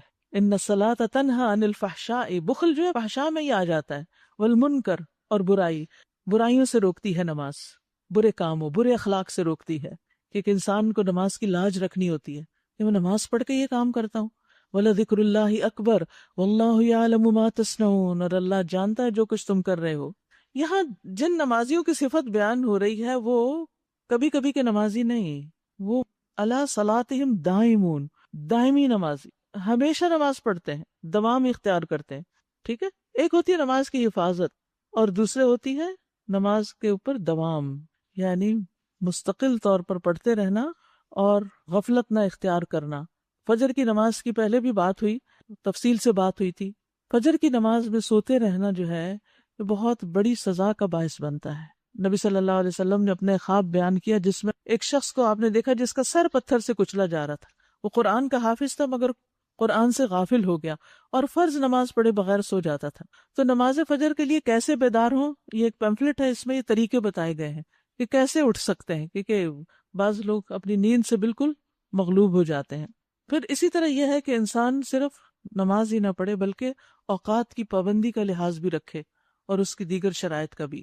والذین یصدقون بیوم الدین، جو روز جزا کو برحق مانتے ہیں، جو اپنے رب کے عذاب سے ڈرتے ہیں، کیونکہ ان کے رب کا عذاب ایسی چیز نہیں جس سے کوئی بے خوف ہو، جو اپنی شرمگاہوں کی حفاظت کرتے ہیں، حیا بھی ہے ان میں، زنا کے قریب نہیں جاتے، جنسی خواہشات کی تکمیل اور تسکین کے لیے ناجائز ذریعے اختیار نہیں کرتے، بجز اپنی بیویوں یا اپنی مملوکہ عورتوں کے، جن سے محفوظ نہ رکھنے میں ان پر کوئی ملامت نہیں، البتہ جو اس کے علاوہ کچھ اور چاہیں وہی حد سے تجاوز کرنے والے ہیں، جو اپنی امانتوں کی حفاظت اور اپنے عہد کا پاس رکھتے ہیں، امانت اور وعدہ، جو اپنی گواہیوں میں راست بازی پہ قائم رہتے ہیں، سچ بولتے ہیں، جو اپنی نماز کی حفاظت کرتے ہیں، یہ لوگ عزت کے ساتھ جنت کے باغوں میں رہیں گے۔ تو یہ کوالٹیز جس کے اندر ہوں گی وہ شخص اللہ کے ہاں معزز ہوگا۔ انہی صفات کے ساتھ انسان تقوی کا حامل ہوتا ہے۔ پس اے نبی کیا بات ہے کہ یہ منکرین دائیں اور بائیں سے گروہ در گروہ تمہاری طرف دوڑے چلے آ رہے ہیں، کیا ان میں سے ہر ایک یہ لالچ رکھتا ہے کہ وہ نعمت بھری جنت میں داخل کر دیا جائے گا؟ ہرگز نہیں، ہم نے جس چیز سے ان کو پیدا کیا ہے اسے یہ خود جانتے ہیں۔ من ماء مہین، جو دوسری جگہ آتا ہے۔ پس نہیں، میں قسم کھاتا ہوں مشرقوں اور مغربوں کے رب کی، ہم اس پر قادر ہیں کہ ان کی جگہ ان سے بہتر لوگ لے آئیں، اور کوئی ہم سے بازی لے جانے والا نہیں، یعنی ہم سے کوئی آگے نہیں نکل سکتا، لہٰذا انہیں اپنی بیہودہ باتوں اور اپنے کھیل میں پڑا رہنے دو، یہاں تک کہ یہ اپنے اس دن کو پہنچ جائیں جس کا ان سے وعدہ کیا جا رہا ہے، جب یہ اپنی قبروں سے نکل کر اس طرح دوڑے جا رہے ہوں گے جیسے اپنے بتوں کے استھانوں کی طرف دوڑ رہے ہوں، ان کی نگاہیں جھکی ہوئی ہوں گی، ذلت ان پر چھا رہی ہوگی، یہ وہ دن ہے جس کا ان سے وعدہ کیا جا رہا ہے۔ سورۃ نوح۔ شروع کرتی ہوں اللہ کے نام سے جو بے انتہا مہربان نہایت رحم فرمانے والا ہے۔ ہم نے نوح علیہ السلام کو اس کی قوم کی طرف بھیجا اس ہدایت کے ساتھ کہ اپنی قوم کے لوگوں کو خبردار کر دے قبل اس کے کہ ان پر ایک دردناک عذاب آ جائے۔ اس نے کہا، اے میری قوم کے لوگو، میں تمہارے لیے ایک صاف صاف خبردار کر دینے والا پیغمبر ہوں، تم کو آگاہ کرتا ہوں کہ اللہ کی بندگی کرو اور اس سے ڈرو اور میری اطاعت کرو، یعنی میری بات مان لو۔ اللہ تمہارے گناہوں سے درگزر فرمائے گا اور تمہیں ایک وقت مقرر تک باقی رکھے گا، یعنی اگر تم نے یہ 3 باتیں مان لی تو تمہیں دنیا میں اس وقت تک جینے کی مہلت دی جائے گی جو اللہ نے تمہارے لیے موت کا ایک طبعی وقت رکھا ہے، ہر ایک کی الگ الگ۔ حقیقت یہ ہے کہ اللہ کا مقرر کیا ہوا وقت جب آ جاتا ہے تو پھر ٹالا نہیں جاتا، یعنی اگر عذاب آ گیا تو پھر سبھی اکٹھے بہہ جاؤ گے اس میں۔ کاش تمہیں اس کا علم ہو۔ اس نے عرض کیا، اے میرے رب، میں نے اپنی قوم کے لوگوں کو شب و روز پکارا، رات کو بھی تبلیغ کی، دن کو بھی، مگر میری پکار نے ان کے فرار میں ہی اضافہ کیا، یعنی جتنا میں ان کو سمجھاتا اتنا وہ مجھ سے دور بھاگتے، اور جب بھی میں نے ان کو بلایا تاکہ تو انہیں معاف کر دے، انہوں نے کانوں میں انگلیاں ٹھونس لیں اور کپڑوں سے منہ ڈھانک لیے۔ کتنے سخت لوگ تھے، کتنی بڑی آزمائش تھی نوح علیہ السلام کے لیے، کتنا مشکل وقت ہوگا، اور اپنی روش پہ اڑ گئے اور بڑا تکبر کیا، یعنی حق کو نہیں مانا۔ پھر میں نے ان کو ہاں کے پکارے دعوت دی، یعنی اعلانیہ طور پر، پھر میں نے ان کو علانیہ بھی تبلیغ کی اور چپ کے بھی سمجھایا، یعنی ہر طریقہ اختیار کیا۔ میں نے کہا اپنے رب سے معافی مانگ لو، بے شک وہ بڑا معاف کرنے والا ہے، وہ تم پر آسمان سے خوب بارشیں برسائے گا۔ سبحان اللہ۔ استغفار کے فائدے بتائے جا رہے ہیں کہ کثرت سے استغفار کرو تو کیا ہوگا، آسمان سے بارشیں برسیں گی، تمہیں مال اور اولاد سے نوازے گا، دنیا کی نعمتیں، تمہارے لیے باغ پیدا کرے گا، رزق کے سامان، اور تمہارے لیے نہریں جاری کر دے گا، مستقل طور پہ پانی کا انتظام۔ تمہیں کیا ہو گیا ہے کہ اللہ کے لیے تم کسی وقار کی توقع نہیں رکھتے؟ ما لکم لا ترجون للہ وقارا، یعنی تمہیں کیا ہے کہ تم اللہ کی اس قدرت اور عظمت سے نہیں ڈرتے کہ جس کی وجہ سے وہ تمہیں عذاب دینے پہ قادر ہے، یعنی اللہ کا خوف نہیں کرتے، تم اس کو اہمیت نہیں دیتے، حالانکہ اس نے طرح طرح سے تمہیں بنایا۔ کیا دیکھتے نہیں ہو کہ اللہ نے کس طرح 7 آسمان تہ بتہ بنائے اور ان میں چاند کو نور اور سورج کو چراغ بنایا، اور اللہ نے تم کو زمین سے عجیب طرح اگایا، یعنی انسان کا جسم زمین سے آتا ہے، جو کچھ ماں خوراک کھاتی ہے، پھر وہ تمہیں اسی زمین میں واپس لے جائے گا مرنے کے بعد بھی، اور اسے تمہیں یکا یک نکال کھڑا کرے گا قیامت کے دن۔ اور اللہ نے زمین کو تمہارے لیے فرش کی طرح بچھا دیا تاکہ تم اس کے اندر کھلے راستوں میں چلو۔ قال نوح رب انہم عصونی، نوح علیہ السلام نے کہا میرے رب انہوں نے میری بات رد کر دی، انہوں نے میری نافرمانی کی، وہ میری بات نہیں مانتے۔ اور ان رئیسوں کی پیروی کی جو مال اور اولاد پا کر اور زیادہ نامراد ہو گئے ہیں۔ ان لوگوں نے بڑا بھاری مکر کا جال پھیلا رکھا ہے۔ انہوں نے کہا ہرگز نہ چھوڑو اپنے معبودوں کو، اور نہ چھوڑو ود اور سوا کو، اور نہ یغوث اور یعوق اور نصر کو۔ انہوں نے بہت لوگوں کو گمراہ کیا ہے، اور تو بھی ان ظالموں کو گمراہی کے سوا کسی چیز میں ترقی نہ دے۔ یعنی جب بالکل نہیں مان کے دے رہے تھے، ایک کے بعد ایک جنریشن جو ہے وہ غلط کام کری تھی، شرک پر ہی اڑی ہوئی تھی، تو نوح علیہ السلام کو کہ یہ سلسلہ تو ختم نہیں ہوگا، تو پھر بہتر ہے کہ یہ قوم اب ختم ہی کر دی جائے۔ تو یہاں سوال یہ پیدا ہوتا ہے کہ کس چیز نے ان کو اتنا سرکش بنا دیا تھا؟ مال اور اولاد کی کثرت، دنیا کی فراخی نے، کیونکہ خواہشات کی پیروی جب انسان کرتا ہے اور اللہ کو بھول جاتا ہے تو پھر انسان کا حال یہی ہوتا ہے۔ مما خطیئاتہم اغرقوا فادخلوا نارا، اللہ اکبر۔ اپنی خطاؤں کی بنا پر ہی وہ غرق کیے گئے اور آگ میں جھونک دیے گئے۔ اغرقوا مجھول، غرق کر دیے گئے، یعنی ڈوبے پانی میں تھے لیکن مرنے کے بعد عذاب آگ کا ہو رہا ہے۔ فادخلوا نارا، اس آیت سے بھی عذاب قبر کی دلیل ملتی ہے، کیونکہ پانی کے اندر تو آگ نہیں ہے، لیکن مرنے کے بعد انسان کا جسم جہاں بھی ہو اس کی روح پر عذاب ہوتا ہے، اور جسم جہاں بھی ہو محسوس کرتا ہے، چاہے ایک جگہ ایک ڈیری کے اندر ہو یا پھر بکھرا ہوا ہو۔ کیونکہ دنیا میں بھی آپ دیکھیں جسم کے ایک حصے پر بھی تکلیف ہو تو سارا جسم محسوس کرتا ہے، سارے کو بخار ہو جاتا ہے۔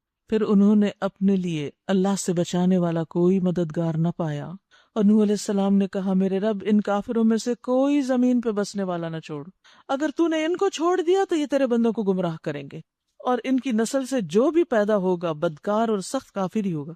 یہ وہ اپنے تجربے کی بنا پر کہہ رہے تھے کہ وہ مسلسل یہی دیکھ رہے تھے کہ ایک دوسرے کو گمراہ کرنے کا باعث بن رہا ہے۔ رب اغفر لی ولوالدی ولمن دخل بیتی مؤمنا وللمؤمنین والمؤمنات، اے میرے رب مجھے بخش دے اور میرے والدین کو اور ہر اس شخص کو جو میرے گھر میں مومن کی حیثیت سے داخل ہوا ہو۔ ولا تزد الظالمین الا تبارا، اور ظالموں کے لیے ہلاکت کے سوا کسی چیز میں اضافہ نہ کر۔ نوح علیہ السلام کے دعا مانگنے کا یہ طریقہ غور سے آپ دیکھیے، اور یہی مسنون طریقہ ہے کہ جب آپ دعا کرتے ہیں تو سب سے پہلے اپنے لیے دعا کریں، اپنی ذات سے شروع کریں، پھر والدین جو سب سے زیادہ مستحق ہے احسان کے، اور پھر اس کے بعد باقی تمام مومنوں کے لیے، رشتہ داروں کے لیے، دوسروں کے لیے، یعنی پہلے اپنے لیے پھر دوسروں کے لیے۔ رسول اللہ صلی اللہ علیہ وسلم کسی کا ذکر کرتے ہوئے اس کے لیے دعا کرنے لگتے تو پہلے اپنے لیے کرتے، اور اسی طرح جب انبیاء میں سے کسی کا ذکر کرتے تو اپنی ذات سے شروع کرتے، ہم پر رحمت ہو اور ہمارے فلاں بھائی پہ رحمت ہو، اللہ مجھ پہ بھی رحمت کرے اور اس پر بھی رحمت کرے۔ تو ترتیب کیا ہے؟ قریب سے شروع کیا جائے پھر دور کی طرف جایا جائے، اور یہی اصول باقی چیزوں میں بھی ہے۔ جیسے رشتہ دار ہیں تو پہلا حق کیا؟ قریب ترین کو، پھر اس کے بعد جو جتنا قریب ہو۔ سورۃ الجن، شروع کرتی ہوں اللہ کے نام سے جو بے انتہا مہربان نہایت رحم فرمانے والا ہے۔ اے نبی کہہ دیجئے میری طرف وحی بھیجی گئی ہے کہ جنوں کے ایک گروہ نے غور سے سنا، پھر جا کر اپنی قوم کے لوگوں سے کہا ہم نے ایک بڑا ہی عجیب قرآن سنا ہے جو راہ راست کی طرف رہنمائی کرتا ہے، سیدھی راہ دکھاتا ہے، اس لیے ہم اس پر ایمان لے آئے ہیں۔ یعنی انہوں نے جو سنا سمجھ لیا، مان گئے، اور قرآن کا مقصد اور مطلوب بھی سمجھ گئے کہ شرک نہیں کرنا۔ اب ہم ہرگز اپنے رب کے ساتھ کسی کو شریک نہیں کریں گے۔ تو یہاں پر نوح علیہ السلام کی قوم کا ذکر کیا گیا کہ جنہوں نے انکار کیا، اور اس کے مقابل جنات کا ذکر کیا گیا کہ جو ایک دفعہ سن کر ایمان لے آئے۔ سبحان اللہ، کیسا کیسا فرق ہوتا ہے۔ کچھ لوگ عرصہ دراز تک سنتے رہتے ہیں، ان کے عمل میں کچھ فرق نہیں آتا، اور کچھ ایک دفعہ بات خیر کی سن لیں تو اس کے اوپر عمل کر جاتے ہیں۔ تو یہ جن ایمان لے آئے اور نہ ماننے والے نقصان میں رہے۔ تو اس میں بنی آدم میں سے جو لوگ انکار کرنے والے ہیں ان کو جنوں کی مثال سے سمجھایا جا رہا ہے، اور ان کے لیے ایک طرح سے یہ ڈانٹ ہے کہ دیکھو جن تو ایک دفعہ سن کے مان گئے تھے، اور تمہاری عقل کو کیا ہے، تم کیوں نہیں مانتے؟ یاد رکھیے ساری مخلوق نبی صلی اللہ علیہ وسلم کو اپنا رسول مانتی ہے۔ نبی صلی اللہ علیہ وسلم نے فرمایا آسمان و زمین کے درمیان جتنی چیزیں ہیں وہ سب جانتی ہیں کہ میں اللہ کا رسول ہوں، سوائے نافرمان جنات اور انسانوں کے، بس وہ نہیں مانتے سرکش، اور سب مانتے۔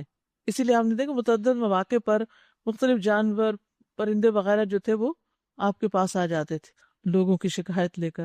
اور یہ کہ ہمارے رب کی شان بہت اعلیٰ و عرفہ ہے، اس نے کسی کو بیوی یا بیٹا نہیں بنایا، اور یہ کہ ہمارے نادان لوگ اللہ کے بارے میں بہت خلاف حق باتیں کہتے رہے ہیں، یعنی جنوں میں بھی ناسمجھ تھے جنہوں نے اللہ کی قدر نہیں پہچانی.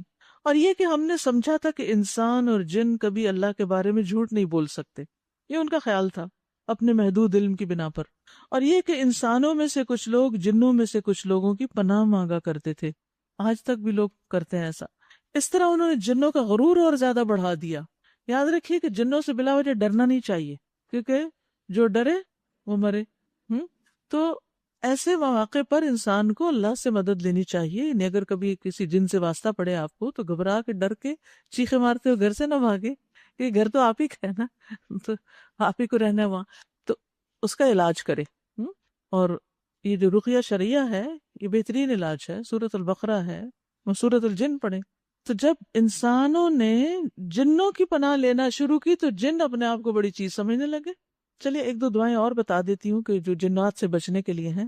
ایک تو یہ جو شام کی دعاؤں میں نا، اعوذ بکلمات اللہ التامات من شر ما خلق، اسی طرح معوذتین جو ہیں، ٹھیک ہے. اور اسی طرح اللہ سبحانہ وتعالیٰ کے اسماء حسنی کو پکار کر ان کے ذریعے جنات سے بچنے کی دعا کرنا، یا ہر شر سے بچنے کی. کعب الاحبار کہتے ہیں کہ اگر میں چند کلمات نہ پڑھتا ہوتا تو یہودی مجھے گدھا بنا دیتے. لوگوں نے پوچھا وہ کلمات کیا ہیں؟ اور جیسے نظر کی بات تھی نا، اسی طرح جادو کی بھی اور باقی جنات، یعنی ان سب سے پروٹیکشن کے لیے اگر انسان اپنے آپ کو پروٹیکٹ کر لے، دعائیں پڑھے، تو پھر چیزیں آپ پر اٹیک نہیں کریں گی. کعب نے کہا وہ کلمات یہ ہیں: اعوذ بوجہ اللہ العظیم الذی لیس شیء اعظم منہ وبکلمات اللہ التامات التی لا یجاوزہن بر ولا فاجر وباسماء اللہ الحسنى کلہا، سارے اللہ کے نام، ما علمت منہا وما لم اعلم من شر ما خلق وبرأ وذرأ. میں اللہ کے عظیم چہرے کی پناہ مانگتا ہوں جس سے عظیم کوئی اور چیز نہیں، اور اس کے مکمل کلمات کے ساتھ پناہ مانگتا ہوں. اب مکمل کلمات تو ہم کو آتے بھی نہیں اور ہم پڑھ بھی نہیں سکتے، تو سب کا ذکر کر دیا گیا جن سے کوئی نیک یا بد آگے نہیں بڑھ سکتا. یعنی ان کلمات کے ذریعے میں اللہ کو پکار کر، اللہ کی پناہ لے کر اس شر کا مقابلہ کرتا ہوں کہ اس سے آگے کوئی جا ہی نہیں سکتا، پھر کوئی حملہ آور ہو ہی نہیں سکتا. اور اللہ کے تمام اسماء حسنی، کیونکہ اللہ تعالیٰ خود فرماتا ہے ان کے ذریعے دعا کرو، ان کے ساتھ پناہ چاہتا ہوں، جن کو میں جانتا ہوں، جن کو میں جانتا بھی نہیں، ہر اس چیز کے شر سے، ہر اس چیز کے شر سے جس کو اس نے بنایا، پیدا کیا اور پھیلا دیا. تو شر تو ہوگا، پھیلا ہوا ہے. اب آپ اس کا مقابلہ تھوڑی کر سکتے ہیں. کچھ تو نظر آتا ہے اور کچھ تو نظر بھی نہیں آتا. جنات نظر نہیں آتے، بیکٹیریاز، وائرسز یہ نظر نہیں آتے.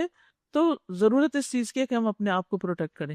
یہ دعا الحمدللہ ایک بہت خوبصورت کارڈ میں، ایک اچھی کیلی گرافی میں لکھی ہوئی آپ کو ملے گی. گھر میں کہیں لگا دے تو انسان چلتے پھرتے کام کرتے بھی رک کے وہاں اس کو پڑھ سکتا ہے. اور یہ پروٹیکشن کا ذریعہ ہے جنات سے بھی اور باقی شر سے بھی. اور یہ کہ انسانوں نے بھی وہی گمان کیا جیسا تمہارا گمان تھا کہ اللہ کسی کو رسول بنا کر نہ بھیجے گا.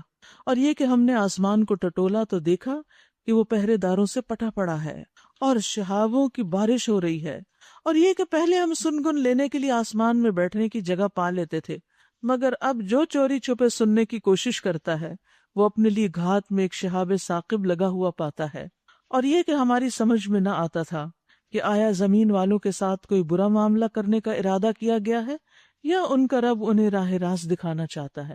یعنی نبی صلی اللہ علیہ وسلم کے اوپر جو وحی نازل ہو رہی تھی اس وقت جو حفاظت کے لیے پابندیاں لگا دی گئی تھی اور شہاب ثاقب ان کے پیچھے لگتے تھے، اس کی انہیں سمجھ آ گئی کہ قصہ کیا تھا، اتنی سخت سیکیورٹی کیوں ہو گئی تھی.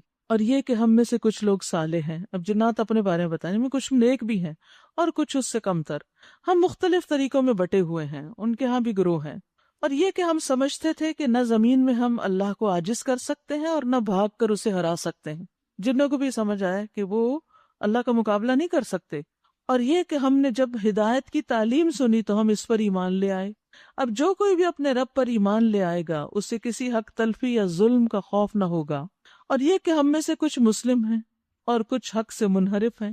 تو جنہوں نے اسلام کا راستہ اختیار کیا انہوں نے نجات کی راہ ڈھونڈ لی، اور جو حق کے منحرف ہیں وہ جہنم کا ایندھن بننے والے ہیں. اور کہہ دیجئے کہ لوگ اگر راہ راست پر ثابت قدمی سے چلتے تو ہم انہیں خوب سیراب کرتے تاکہ اس نعمت سے ان کی آزمائش کریں. اور جو اپنے رب کے ذکر سے منہ موڑے گا اس کا رب اسے سخت عذاب میں مبتلا کرے گا. اللہ اکبر، کتنی سخت ہے یہ آیت. وَمَن يُعْرِضْ عَن ذِكْرِ رَبِّهِ يَسْلُكْهُ عَذَابًا صَعَدًا. جو اپنے رب کے ذکر سے منہ موڑے گا.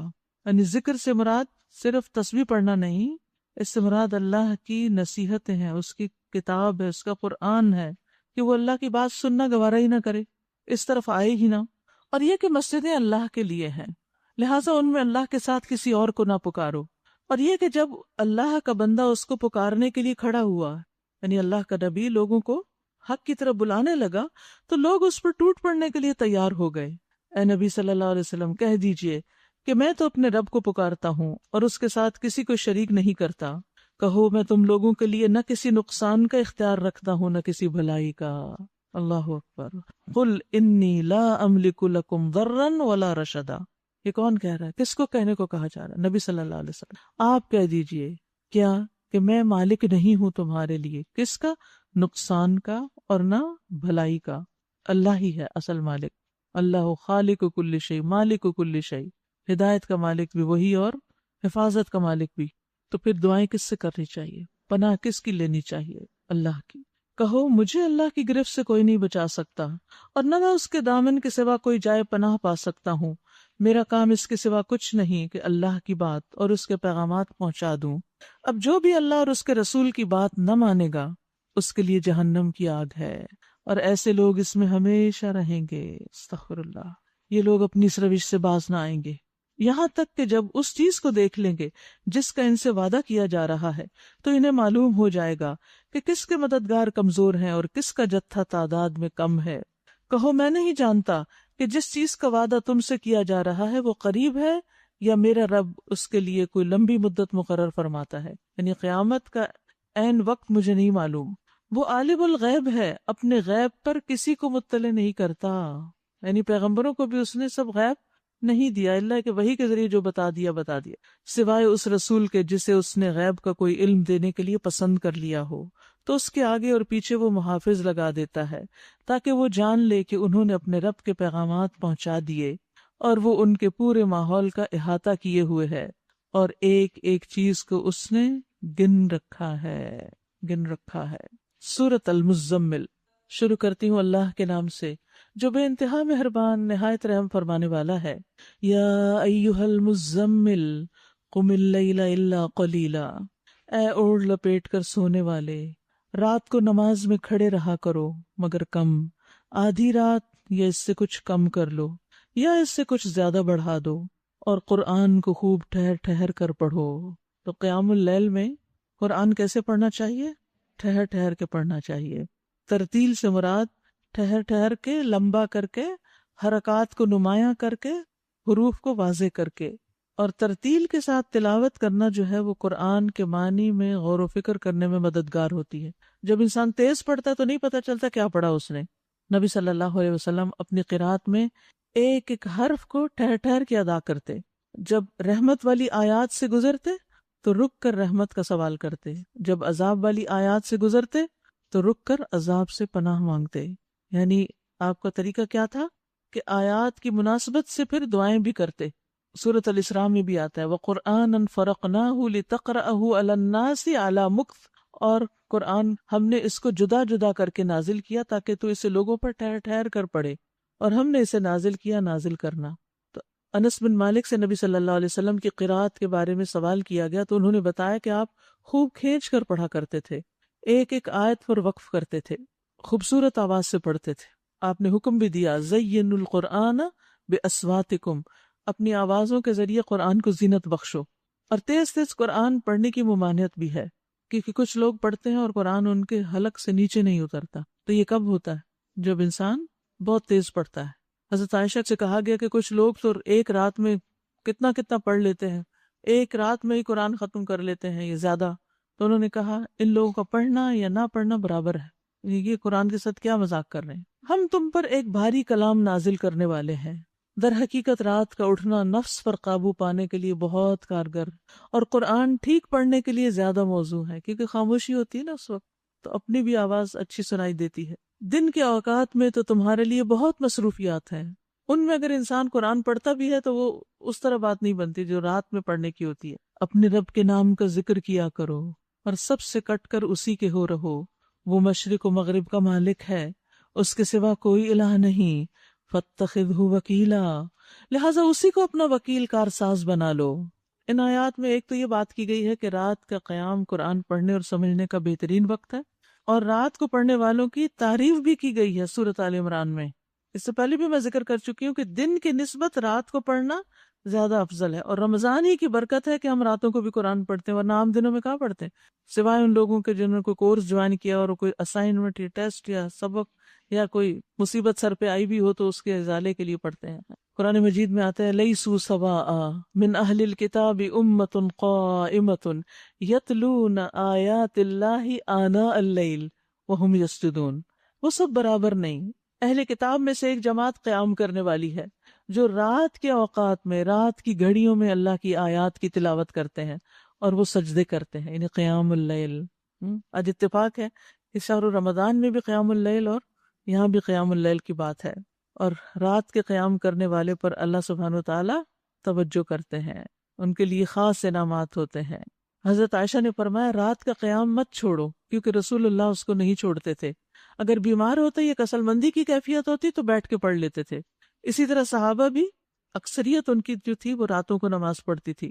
فضیل کہتے ہیں جب تم قیام اللیل اور دن کے روزے پہ قادر نہ ہو تو جان لو کہ تم محروم کر دیے گئے ہو، جکڑ دیے گئے ہو، اور تمہارے گناہوں نے تمہیں جکڑا۔ لیکن یاد رکھیے کہ اٹھنے کے لیے پر ضروری ہے کہ قیلولہ بھی ہو اور کھانا بھی احتیاط سے کھایا جائے تاکہ سستی نہ ہو۔ اور جو باتیں یہ لوگ بنا رہے ہیں ان پہ صبر کیجیے اور شرافت کے ساتھ ان سے الگ ہو جائیے۔ ان جھٹلانے والے خوشحال لوگوں سے نمٹنے کا کام آپ مجھ پہ چھوڑ دیں اور انہیں ذرا کچھ دیر اسی حالت پہ رہنے دیں، یعنی انہیں ذرا ٹائم دیتے ہیں تاکہ یہ سمجھ جائیں پیغام کو۔ ہمارے پاس ان کے لیے بھاری بیڑیاں ہیں اور بھڑکتی ہوئی آگ ہے اور حلق میں پھنسنے والا کھانا اور دردناک عذاب۔ یہ اس دن ہوگا جب زمین اور پہاڑ لرز اٹھیں گے اور پہاڑوں کا حال ایسا ہو جائے گا جیسے ریت کے ڈھیر ہوں جو بکھرے جا رہے ہیں۔ تم لوگوں کے پاس ہم نے اسی طرح ایک رسول تم پر گواہ بنا کر بھیجا ہے جس طرح ہم نے فرعون کی طرف ایک رسول بھیجا تھا۔ پھر دیکھ لو کہ جب فرعون نے اس رسول کی بات نہ مانی تو ہم نے اس کو بڑی سختی سے پکڑ لیا۔ تو مطلب کیا ہے کہ اگر تم نہیں مانتے تمہارا بھی یہ انجام ہونے والا ہے۔ اگر تم ماننے سے انکار کرو گے تو اس دن کیسے بچ جاؤ گے جو بچوں کو بوڑھا کر دے گا اور جس کی سختی سے آسمان پھٹا جا رہا ہوگا۔ اللہ کا وعدہ تو پورا ہو کر ہی رہنا ہے، یہ ایک نصیحت ہے۔ ان هذه تذکرہ فمن شاء اتخذ الى ربه سبیلا، اب جس کا جی چاہے اپنے رب کی طرف جانے کا راستہ اختیار کر لے۔ اے نبی صلی اللہ علیہ وسلم، تمہارا رب جانتا ہے کہ تم کبھی 2/3 رات کے قریب اور کبھی آدھی رات اور کبھی 1/3 رات عبادت میں کھڑے رہتے ہیں، اور تمہارے ساتھیوں میں سے بھی ایک گروہی عمل کرتا ہے۔ اللہ ہی رات اور دن کے اوقات کا حساب رکھتا ہے، اسے معلوم ہے کہ تم لوگ اوقات کا ٹھیک شمار نہیں کر سکتے، لہٰذا اس نے تم پر مہربانی فرمائی۔ اب جتنا قرآن آسانی سے پڑھ سکتے ہو پڑھ لیا کرو۔ اسے معلوم ہے کہ تم میں کچھ مریض ہوں گے، کچھ دوسرے لوگ اللہ کے فضل کی تلاش میں سفر کرتے ہیں، اور کچھ اور لوگ اللہ کی راہ میں جنگ کرتے ہیں۔ بس جتنا قرآن آسانی سے پڑھا جا سکے پڑھ لیا کرو، یعنی ان مصروفیات میں بھی چھوڑنا نہیں ہے۔ بیمار ہو، سفر پہ ہو، زیادہ نہیں پڑھ سکتے تو تھوڑا پڑھ لو، آسانی سے جتنا پڑھ سکتے اتنا پڑھ لو۔ نماز قائم کرو اور زکوٰۃ دو، اور اللہ کو اچھا قرض دیتے رہو، یعنی صدقات دیتے رہو۔ جو کچھ بھلائی تم اپنے لیے آگے بھیجو گے اسے اللہ کے ہاں موجود پاؤ گے، وہی زیادہ بہتر ہے اور اس کا اجر بہت بڑا ہے۔ واستغفر اللہ، اور اللہ سے بخشش مانگتے رہو۔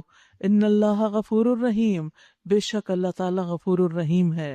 سورۃ المدثر شروع کرتی ہوں اللہ کے نام سے جو بے انتہا مہربان نہایت رحم فرمانے والا ہے۔ یا ایہا المدثر قم فانذر وربک فکبر، اے اوڑھ لپیٹ کر لیٹنے والے، اٹھو اور خبردار کرو۔ اب دیکھیے سورۃ المزمل میں ذاتی عبادت کی طرف توجہ دلائی گئی تھی، قم اللیل، راتیں کیسے گزریں، ذاتی عبادت، اور یہاں المدثر میں قم فانذر، دن کو اٹھو اور لوگوں کو خبردار کرو۔ دین کا داعی ایسا ہی ہوتا ہے، وہ ان دو چیزوں میں بیلنس رکھتا ہے، تبلیغ میں اور عبادت میں، یعنی سارے کا سارا صرف ایک ہی کام پہ وقت نہیں لگا دیتا بلکہ اس کے ساتھ ساتھ اپنی عبادت کا بھی لحاظ رکھتا، دھیان رکھتا ہے۔ نبی صلی اللہ علیہ وسلم کا نمونہ ہمارے لیے بہترین نمونہ ہے کہ ایک طرف آپ کو کہا گیا کہ رات کا ایک حصہ قیام کیجئے اور دوسری طرف کیا کہا گیا، اٹھیے اور خبردار کیجیے. کیا کرنا ہے؟ تبلیغ کس چیز کی؟ وَرَبَّكَ فَكَبِّرْ، یہ ہے اصل کام. اپنے رب کی بڑائی بیان کرو، شرک کا خاتمہ، اور اپنے کپڑے پاک رکھو، خاص طور پر کپڑوں کی صفائی پاکیزگی. یعنی جو ایک داعی ہوتا ہے اس کا جو حال حلیہ ہے وہ بھی درست ہونا چاہیے تاکہ لوگ اسے دیکھتے ہی اسے گھن نہ کھائیں. تو لباس کی پاکیزگی، اور طاہر کا مطلب یہ ہے کہ جیسے پانی سے دھو کر ان کو صاف کیا جائے. کیونکہ صفائی جو ہے وہ ایمان کا حصہ ہے. الطہور شطر الایمان، طہارت نصف ایمان ہے. میلے کپڑے پہننے سے منع کیا گیا ہے. جابر بن عبداللہ کہتے ہیں رسول اللہ صلی اللہ علیہ وسلم ہمارے پاس تشریف لائے تو ایک آدمی کو دیکھا کہ اس کے کپڑے میلے کچیلے تھے. آپ نے فرمایا اسے کوئی ایسی چیز نہیں ملتی جس سے اپنے کپڑوں کو دھو لیتا، یعنی آپ نے اس کو ناپسند کیا. پھر اسی طرح آپ نے فرمایا کہ جب اللہ نے تمہیں مال دیا ہے تو اللہ کی نعمت کا اثر اور عزت تمہارے اوپر ظاہر ہو، یعنی مناسب کپڑے پہنو، مناسب لباس پہنو. نبی صلی اللہ علیہ وسلم ایسے کپڑے پہننے کو ناپسند کرتے تھے جن کو پہن کر جسم سے بو آتی تھی، جیسے بہت موٹے کپڑے، اونی کپڑے. حضرت عائشہ کہتی ہے کہ ایک مرتبہ نبی صلی اللہ علیہ وسلم کے لیے اون کی ایک سیاہ چادر بنائی گئی. اس چادر کی سیاہی اور آپ کی رنگت کی سفیدی کا تذکرہ ہونے لگا. یہ کتنی اچھی آپ کو لگتی ہے. نبی صلی اللہ علیہ وسلم نے اس کو پہن لیا، لیکن جب آپ کو پسینہ اور وہ اس کے اندر بھی کچھ لگ گیا تو آپ نے اس کو اتار دیا کیونکہ آپ کو اچھی مہک پسند تھی. یہاں ہمارے لیے ایک سیکھنے کی بات ہے کہ رسول اللہ صلی اللہ علیہ وسلم کو یہ بات بہت ناگوار لگتی تھی کہ آپ سے بو آئے کسی کو، اس لیے آپ نے وہ چادر اتاری تھی. ہمیں کیا کرنا چاہیے؟ کیا گھر سے نکلتے وقت یہ نہیں سوچنا چاہیے کہ کس قسم کا لباس پہن رکھا ہے، صاف بھی ہے یا نہیں؟ اور خاص طور پر جب لوگ حجاب کر لیتے ہیں نا تو پھر اپنی صفائی سے بے نیاز ہو جاتے ہیں، کیونکہ یہ حجاب ہر چیز کو ہی بس کور کر دیتا ہے، اب ساری گندگیوں کو. مگر کیسے کور ہوتی ہیں؟ اندر سے تو سب سڑاند اٹھ رہی ہوتی ہے. تو بعض لوگ کپڑے دھو لیتے ہیں، جلباب نہیں دھوتے، جرسیاں نہیں دھوتے. خاص طور پہ شادی میں جو کپڑے پہنتے ہیں، ایک دفعہ، دو دفعہ، 10 دفعہ پہنے اور پھر وہی لٹکا دیے، پھر لٹکا دیے، کیونکہ ظاہر دھوئیں گے تو وہ خراب ہو جائیں گے. بظاہر دیکھنے میں اتنے خوبصورت ہو، قریب جاؤ تو دماغ پھٹنے کو آتا ہے. ایسے لباس سے منع کیا گیا ہے. نبی صلی اللہ علیہ وسلم اس کو ناپسند کرتے تھے. اور ہر انسان کو خود پتا ہوتا ہے کہ جب لباس وہ اٹھاتا ہے پہننے سے پہلے انسان تھوڑا سا اس کو سمیل کر کے دیکھ لے، اپنے آپ کو تھوڑا سا اس طرح کر کے دیکھ لے کہ میرے ساتھ بیٹھنے والے کو تو نہیں مجھ سے اذیت ہوگی. کسی کو دکھ نہیں دینا چاہیے نا، لیکن ہم اس کا لحاظ ہی نہیں رکھتے. ایک دفعہ میں کسی سے ذکر کر رہی تھی تو انہوں نے کہا کہ ایک چھوٹی سی ٹپ ہے کہ اگر کوئی شخص کچا پیاز کھائے تو اس کی وجہ سے پسینے کی بو مر جاتی ہے. کچھ لوگوں کو پسینہ زیادہ ہوتا ہے، کچھ لوگوں کو پسینہ بہت سمیلی ہوتا ہے، وہ ادھر کپڑے پہنتے ہیں ادھر وہ سمیل آنا شروع ہو جاتی ہے، جسم کے اندر سے ہی آنے لگتی ہے. تو انہوں نے کہا کہ اس کا علاج ہے، تجربہ کر کے دیکھ. تو کر لیں تجربہ جو سمجھتے ہیں کہ شاید اس سے کچھ فائدہ ہو. لیکن پیاز کا ایک اور مسئلہ یہ ہو جاتا ہے کہ کپڑوں سے تو سمیل چلے گی لیکن منہ سے آنے لگتی. اس کا پھر ایک اور علاج ہے، دھنیا یا سونف کچا چبایا جائے تو اس سے منہ سے وہ بسان نکل جاتی. یا اینڈ پہ اگر خالی روٹی کا ٹکڑا لے کے اچھی طرح چبا کے اس کو کھائیں تو اس سے بھی وہ اسمیل کافی چلی جاتی ہے. تو بہرحال فرشتے ایسی مجلسوں میں نہیں آتے کہ جہاں پر بدبو ہو. اور اپنے کپڑے پاک رکھو اور گندگی سے دور رہو. اچھا، اس کا ایک اور معنی بھی کیا گیا ہے. لباس جو ہے وہ انسان کا کردار بھی ہے، اس سے شخصیت بھی ہوتی ہے. یعنی پاک دامن رہو، دامن اسی لیے کہتے ہیں نا، پاک دامنی اختیار کرو، یہ کیریکٹر کی مضبوطی کی طرف اشارہ ہے. اور اسی طرح لباس سے یہ مراد ہے. اور پھر گندگی چھوڑ دو، یعنی شرک سب سے بڑی گندگی ہے، اس سے پرہیز کرو. گویا ظاہری اور باطنی دونوں طرح کی نجاستوں سے بچنے کے لیے کہا گیا. اور احسان نہ کرو زیادہ حاصل کرنے کے لیے، اور اپنے رب کی خاطر صبر کرو. بہت خوبصورت تعلیم ہے یہ. ہر داعی کے لیے لازم ہے کہ ایسا ہی اخلاق اپنائے کہ کسی پر وہ احسان نہ کرے کہ اس سے مزید کچھ بٹور سکے. یہ نیت نہیں ہونی چاہیے کسی کے ساتھ اچھا سلوک کرنے کی کہ اس سے میں کوئی مطلب نکالوں. عام طور پر یہ ہوتا ہے کہ لوگ کسی کو نہیں پوچھتے، لیکن جب کسی سے مطلب ہوتا ہے تو پھر اس کے آگے پیچھے ہوتے ہیں اور ساری عنایتیں کرنے لگتے ہیں اس پر. تو یہ ایک گھٹیا اخلاق ہے. عمدہ اخلاق کیا ہے کہ کسی سے آپ کو کوئی مطلب ہے یا نہیں، لیکن آپ اس کے ساتھ صرف اللہ کی خاطر نیکی کر رہے ہیں. اچھا، جب سور میں پھونک مار دی جائے گی وہ دن بڑا ہی سخت ہوگا، کافروں کے لیے ہلکا نہ ہوگا. چھوڑ دو مجھے اور اس شخص کو جسے میں نے اکیلا پیدا کیا، بہت سا مال اس کو دیا اور اس کے ساتھ حاضر رہنے والے بیٹے دیے اور اس کے لیے ریاست کی راہ ہموار کی، یعنی اس کو سرداری عطا کی. پھر وہ طمع رکھتا ہے کہ میں اسے اور زیادہ دوں. ہرگز نہیں، وہ ہماری آیات سے اناد رکھتا ہے. میں تو عنقریب اسے کٹھن چڑھائی چڑھواؤں گا. اس نے سوچا اور کچھ بات بنانے کی کوشش کی تو اللہ کی مار اس پر کیسی بات بنانے کی کوشش کی، ہاں اللہ کی مار اس پر کیسی بات بنانے کی کوشش کی۔ پھر لوگوں کی طرف دیکھا، پھر پیشانی سکیڑی اور منہ بنایا، پھر پلٹا اور تکبر میں پڑ گیا، آخرکار بولا یہ کچھ نہیں مگر ایک جادو ہے جو پہلے سے چلا آ رہا ہے۔ کتنا ڈیٹیل ڈسکرپشن ہے۔ تو اس تصویر میں انسان اپنے آپ کو تلاش کر سکتا ہے کہ اس میں سے کوئی میری بات تو نہیں ہو رہی، کہ جب ہمارے سامنے کوئی حق کی بات آتی ہے تو ہم کس طرح ریاکٹ کرتے ہیں، نصیحت کی بات پر کیا ریئیکشن ہوتا ہے ہمارا اور کیا کمنٹس ہوتے ہیں۔ کہنے لگا یہ تو ایک انسانی کلام ہے، ان قریب میں اسے دوزخ میں جھونک دوں گا، اور تم کیا جانو کہ وہ دوزخ ہے کیا، نہ باقی رکھے نہ چھوڑے، کھال جھلس دینے والی 19 کارکن اس پہ مقرر ہیں۔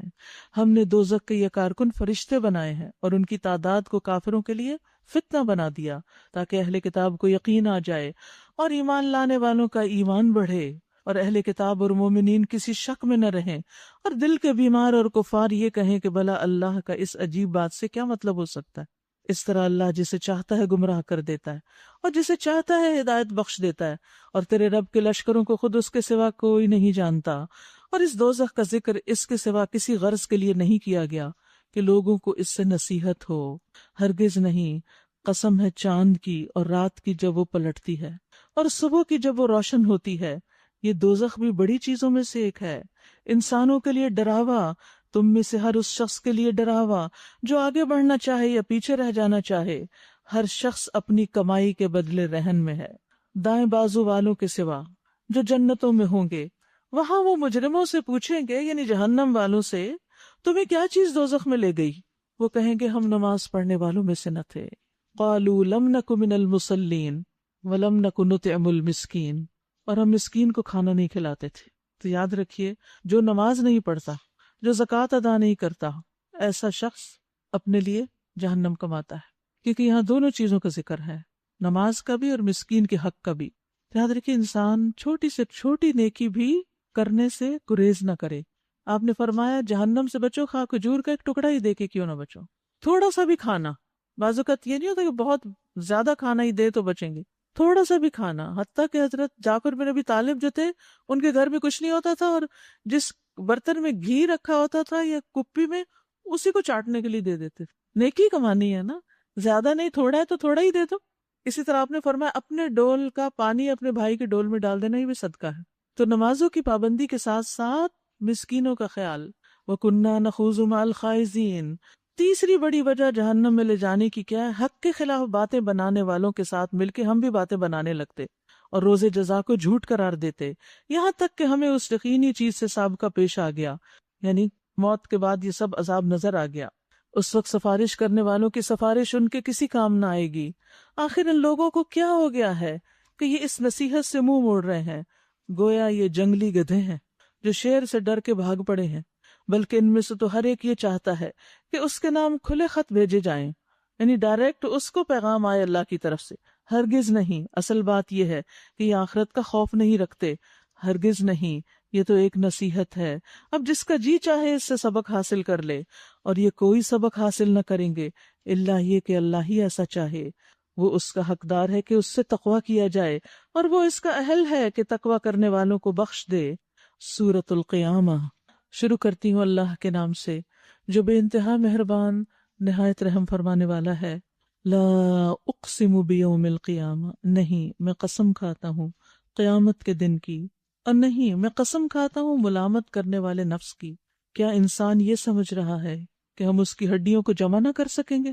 کیوں نہیں، ہم تو اس کی انگلیوں کی پور پور تک ٹھیک بنا دینے پر قادر ہیں، مگر انسان چاہتا یہ ہے کہ آگے بھی بدعمالیاں کرتا رہے۔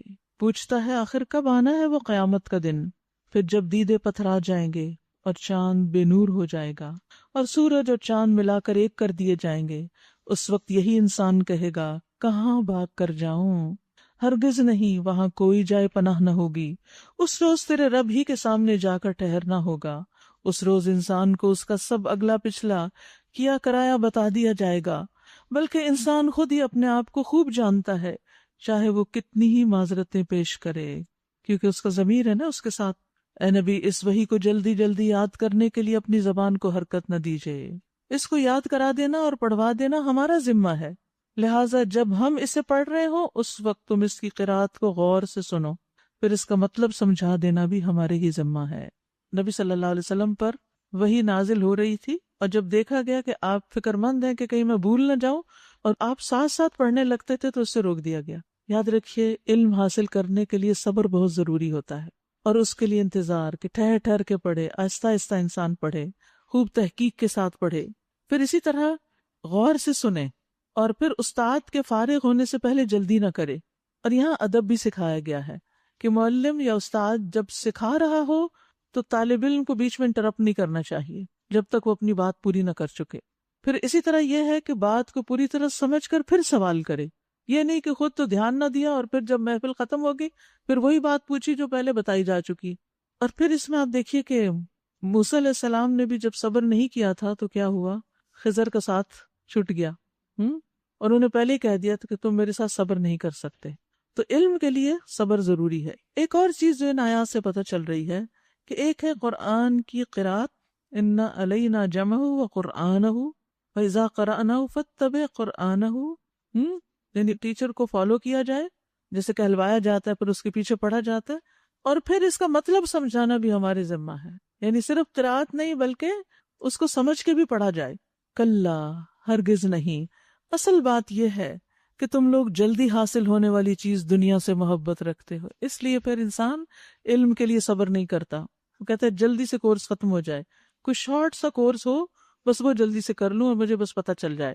تو یہ انسان کی عجلت پسندی جو ہے، اس کی وجہ سے انسان بہت سی خیر سے محروم ہو جاتا ہے۔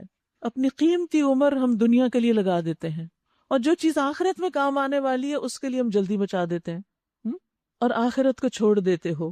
اس روز کچھ چہرے تر و تازہ ہوں گے، اپنے رب کی طرف دیکھ رہے ہوں گے، اور کچھ چہرے اداس ہوں گے۔ اب فرق پتہ چل رہا ہے نا؟ اور سمجھ رہے ہوں گے کہ ان کے ساتھ کمر توڑ برتاؤ ہونے والا ہے۔ ہرگز نہیں، جب جان حلق تک پہنچ جائے گی اور کہا جائے گا کہ ہے کوئی جھاڑ پھونک کرنے والا، کوئی دم کرنے والا، اور آدمی سمجھ لے گا کہ یہ دنیا سے جدائی کا وقت ہے، اور پنڈلی سے پنڈلی جڑ جائے گی۔ وہ دن ہوگا تیرے رب کی طرف روانگی کا۔ یاد رکھیے، قیامت کے دن جو لوگ اللہ کا دیدار کریں گے ان کے چہرے اور زیادہ خوبصورت ہو جائیں گے، اور ہر مومن اللہ کو دیکھ پائے گا، اور کوئی چیز بیچ میں حائل نہیں ہوگی، اور جو اصل دیدار ہے وہ جنت میں ہوگا۔ لیکن اس کے لیے پھر انسان کو عمل کرنے کی ضرورت ہے، یعنی اللہ کا دیدار کوئی سستی چیز نہیں ہے کہ ایسے ہی مل جائے۔ فلا صدق ولا صلی، مگر اس نے سچ نہ مانا، کس کو؟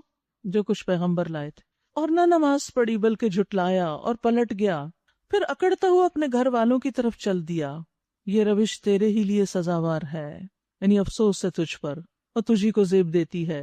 ہاں، یہ روش تیرے ہی لیے سزاوار ہے اور تجھی کو زیب دیتی ہے۔ کیا انسان نے یہ سمجھ رکھا ہے کہ وہ یوں ہی بیکار چھوڑ دیا جائے گا، یعنی اس سے حساب نہیں لیا جائے گا؟ کیا وہ ایک حقیر پانی کا نطفہ نہ تھا جو رحم مادر میں ٹپکایا جاتا تھا؟ پھر وہ ایک لوتھڑا بنا، پھر اللہ نے اس کا جسم بنایا اور اس کے اعضاء درست کیے، پھر اس سے مرد اور عورت کی 2 قسمیں بنائیں۔ کیا وہ اس پر قادر نہیں کہ مرنے والوں کو پھر سے زندہ کر دے؟ کیوں نہیں، وہ اس پہ قادر ہے۔ سورۃ الدہر، اس کو سورۃ الانسان بھی کہا جاتا ہے۔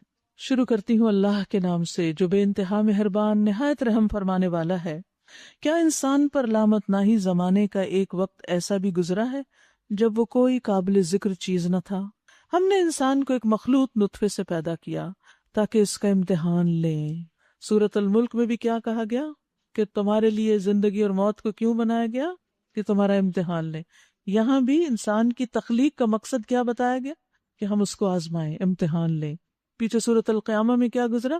ایحسب الانسان ان یترک سدی، انسان سمجھتا ہے ایسے ہی چھوڑ دیا جائے گا کہ وہ کھائے پیے عیش و عشرت کرے اور اس سے کوئی حساب نہ لیا جائے۔ ہم نے انسان کو ایک مخلوط نطفے سے پیدا کیا تاکہ اس کا امتحان لیں، اور اس غرض کے لیے ہم نے اسے سننے اور دیکھنے والا بنایا۔ ہم نے اسے راستہ دکھایا، خواہ وہ شکر کرنے والا بنے یا کفر کرنے والا۔ کفر کرنے والوں کے لیے ہم نے زنجیریں اور طوق اور بھڑکتی ہوئی آگ مہیا کر رکھی ہے۔ نیک لوگ جنت میں شراب کے ایسے ساغر پیئیں گے جن میں آب کافور کی آمیزش ہوگی۔ یہ ایک بہتا چشمہ ہوگا جس کے پانی کے ساتھ اللہ کے بندے شراب پئیں گے، اور جہاں چاہیں گے بسہولت اس کی شاخیں نکال لیں گے۔ دنیا میں اوروں کو پلاتے تھے نا، آج ان کی باری ہے۔ یہ وہ لوگ ہوں گے جو دنیا میں نظر پوری کرتے ہیں اور اس دن سے ڈرتے ہیں جس کی آفت ہر طرف پھیلی ہوئی ہوگی، اور اللہ کی محبت میں مسکین اور یتیم اور قیدی کو کھانا کھلاتے ہیں، اور ان سے کہتے ہیں کہ ہم تمہیں صرف اللہ کی خاطر کھلا رہے ہیں، ہم تم سے نہ کوئی بدلہ چاہتے ہیں نہ شکریہ۔ اللہ اکبر۔ اللہ کی خاطر کھلانا کیا ہوتا ہے کہ جس پر انسان کو کسی بھی ریوارڈ کی دنیا والوں سے توقع نہ ہو، دل میں بھی نہ ہو کہ یہ میرے لیے کچھ کرے گا۔ ابن تیمیہ کہتے ہیں جو محتاجوں سے دعا یا تعریف کا طلبگار ہو وہ اس آیت سے نکل گیا، یعنی کسی سے یہ مت کہے کہ میں تمہیں دے رہا ہوں بس آپ دعاؤں میں یاد رکھیں۔ بعض اوقات ایسا ہوتا ہے نا کہ ہم کسی کے ساتھ کوئی احسان کرتے ہیں تو وہ ہمارا شکریہ ادا کرنے لگتا تو ہم کہتے نہیں کوئی بات نہیں، آپ شکریہ نہیں ادا کر، بس دعاؤں میں یاد رکھیں۔ ایک چیز تو ہم نے نہیں کی، شکریہ تو نہیں چاہا لیکن دوسرا بدلہ مانگ لیا کہ ہم نے احسان کیا، آپ بھی ہم پہ احسان کریں۔ یاد رکھیے جو اخلاص ہوتا ہے نا، خالص بندہ وہ کسی بھی چیز کی امید نہیں رکھتا دوسرے سے احسان کے بدلے میں، یعنی احسان کے بدلے میں نہ دعا کی طلب نہ تعریف کی طلب، کیونکہ یہ بھی بدلہ لینے کا ارادہ ہوتا ہے، کیونکہ دعا بھی احسان کے بدلے کی قسم ہے۔ آپ کو بتایا تھا نا میں نے کہ اگر کوئی آپ پر احسان کرے تو آپ اس کو اگر ویسا بدلہ نہیں دے سکتے تو کیا کریں؟ دعا کر دیں، تو یہ تو بدلہ ہے نا احسان کا۔ تو کسی سے کسی بھی چیز کی، حتیٰ کہ دعا کی بھی توقع نہیں کرنی چاہیے، نہ مطالبہ کرنا چاہیے، کیونکہ ہم صرف اللہ کی خاطر کھلا رہے ہیں۔ انما نطعمکم لوجہ اللہ، ہم اللہ کا دیدار کرنا چاہتے ہیں۔ اور پھر یہ دعا کے لیے کہتے رہنے کی عادت نہیں ہونی چاہیے۔ بعض اوقات کیا ہوتا ہے جیسے میں دعا مانگ کے نکلتی ہوں تو راستے میں پھر لوگ کہتے ہیں ہمارے لیے دعا کریں، تو میں کہتی ہوں ابھی کیا کیا ہے، یعنی اس وقت آپ کا دل کیا حاضر نہیں تھا، وہ دعا نہیں ہو رہی تھی۔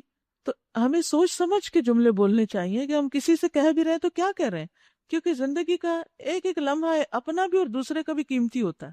انما نطعمکم لوجہ اللہ لا نرید منکم جزاء ولا شکورا، ہمیں تو اپنے رب سے اس دن کے عذاب کا خوف لاحق ہے جو سخت مصیبت کا انتہائی طویل دن ہوگا، بس اللہ تعالیٰ انہیں اس دن کے شر سے بچا لے گا، یہ ہے بدلہ، اور انہیں تازگی اور سرور بخشے گا، اور ان کے صبر کے بدلے میں انہیں جنت اور ریشمی لباس عطا کرے گا۔ وہاں وہ اونچی مسندوں پر تکیے لگائے بیٹھے ہوں گے، نہ انہیں دھوپ کی گرمی ستائے گی نہ جاڑے کی ٹھنڈک، جنت کی چھاؤں ان پر جھکی ہوئی سایہ کر رہی ہوگی، اور اس کے پھل ہر وقت ان کے بس میں ہوں گے کہ جس طرح چاہیں انہیں توڑ لیں، یعنی جو طلب کریں گے وہ خود ہی سامنے آ جائے گا۔ ان کے آگے چاندی کے برتن اور شیشے کے پیالے گردش کرائے جا رہے ہوں گے۔ جنت کی کراکری دیکھیے، چاندی کے برتن، شیشے کے پیالے، شیشے بھی وہ جو چاندی کی قسم کے ہوں گے، کرسٹل کلیئر، اور ان کو منتظمین جنت نے ٹھیک اندازے سے بھرا ہوگا، یہ نہیں کہ چھلک چھلک کے ٹرے میں گر رہے ہوں۔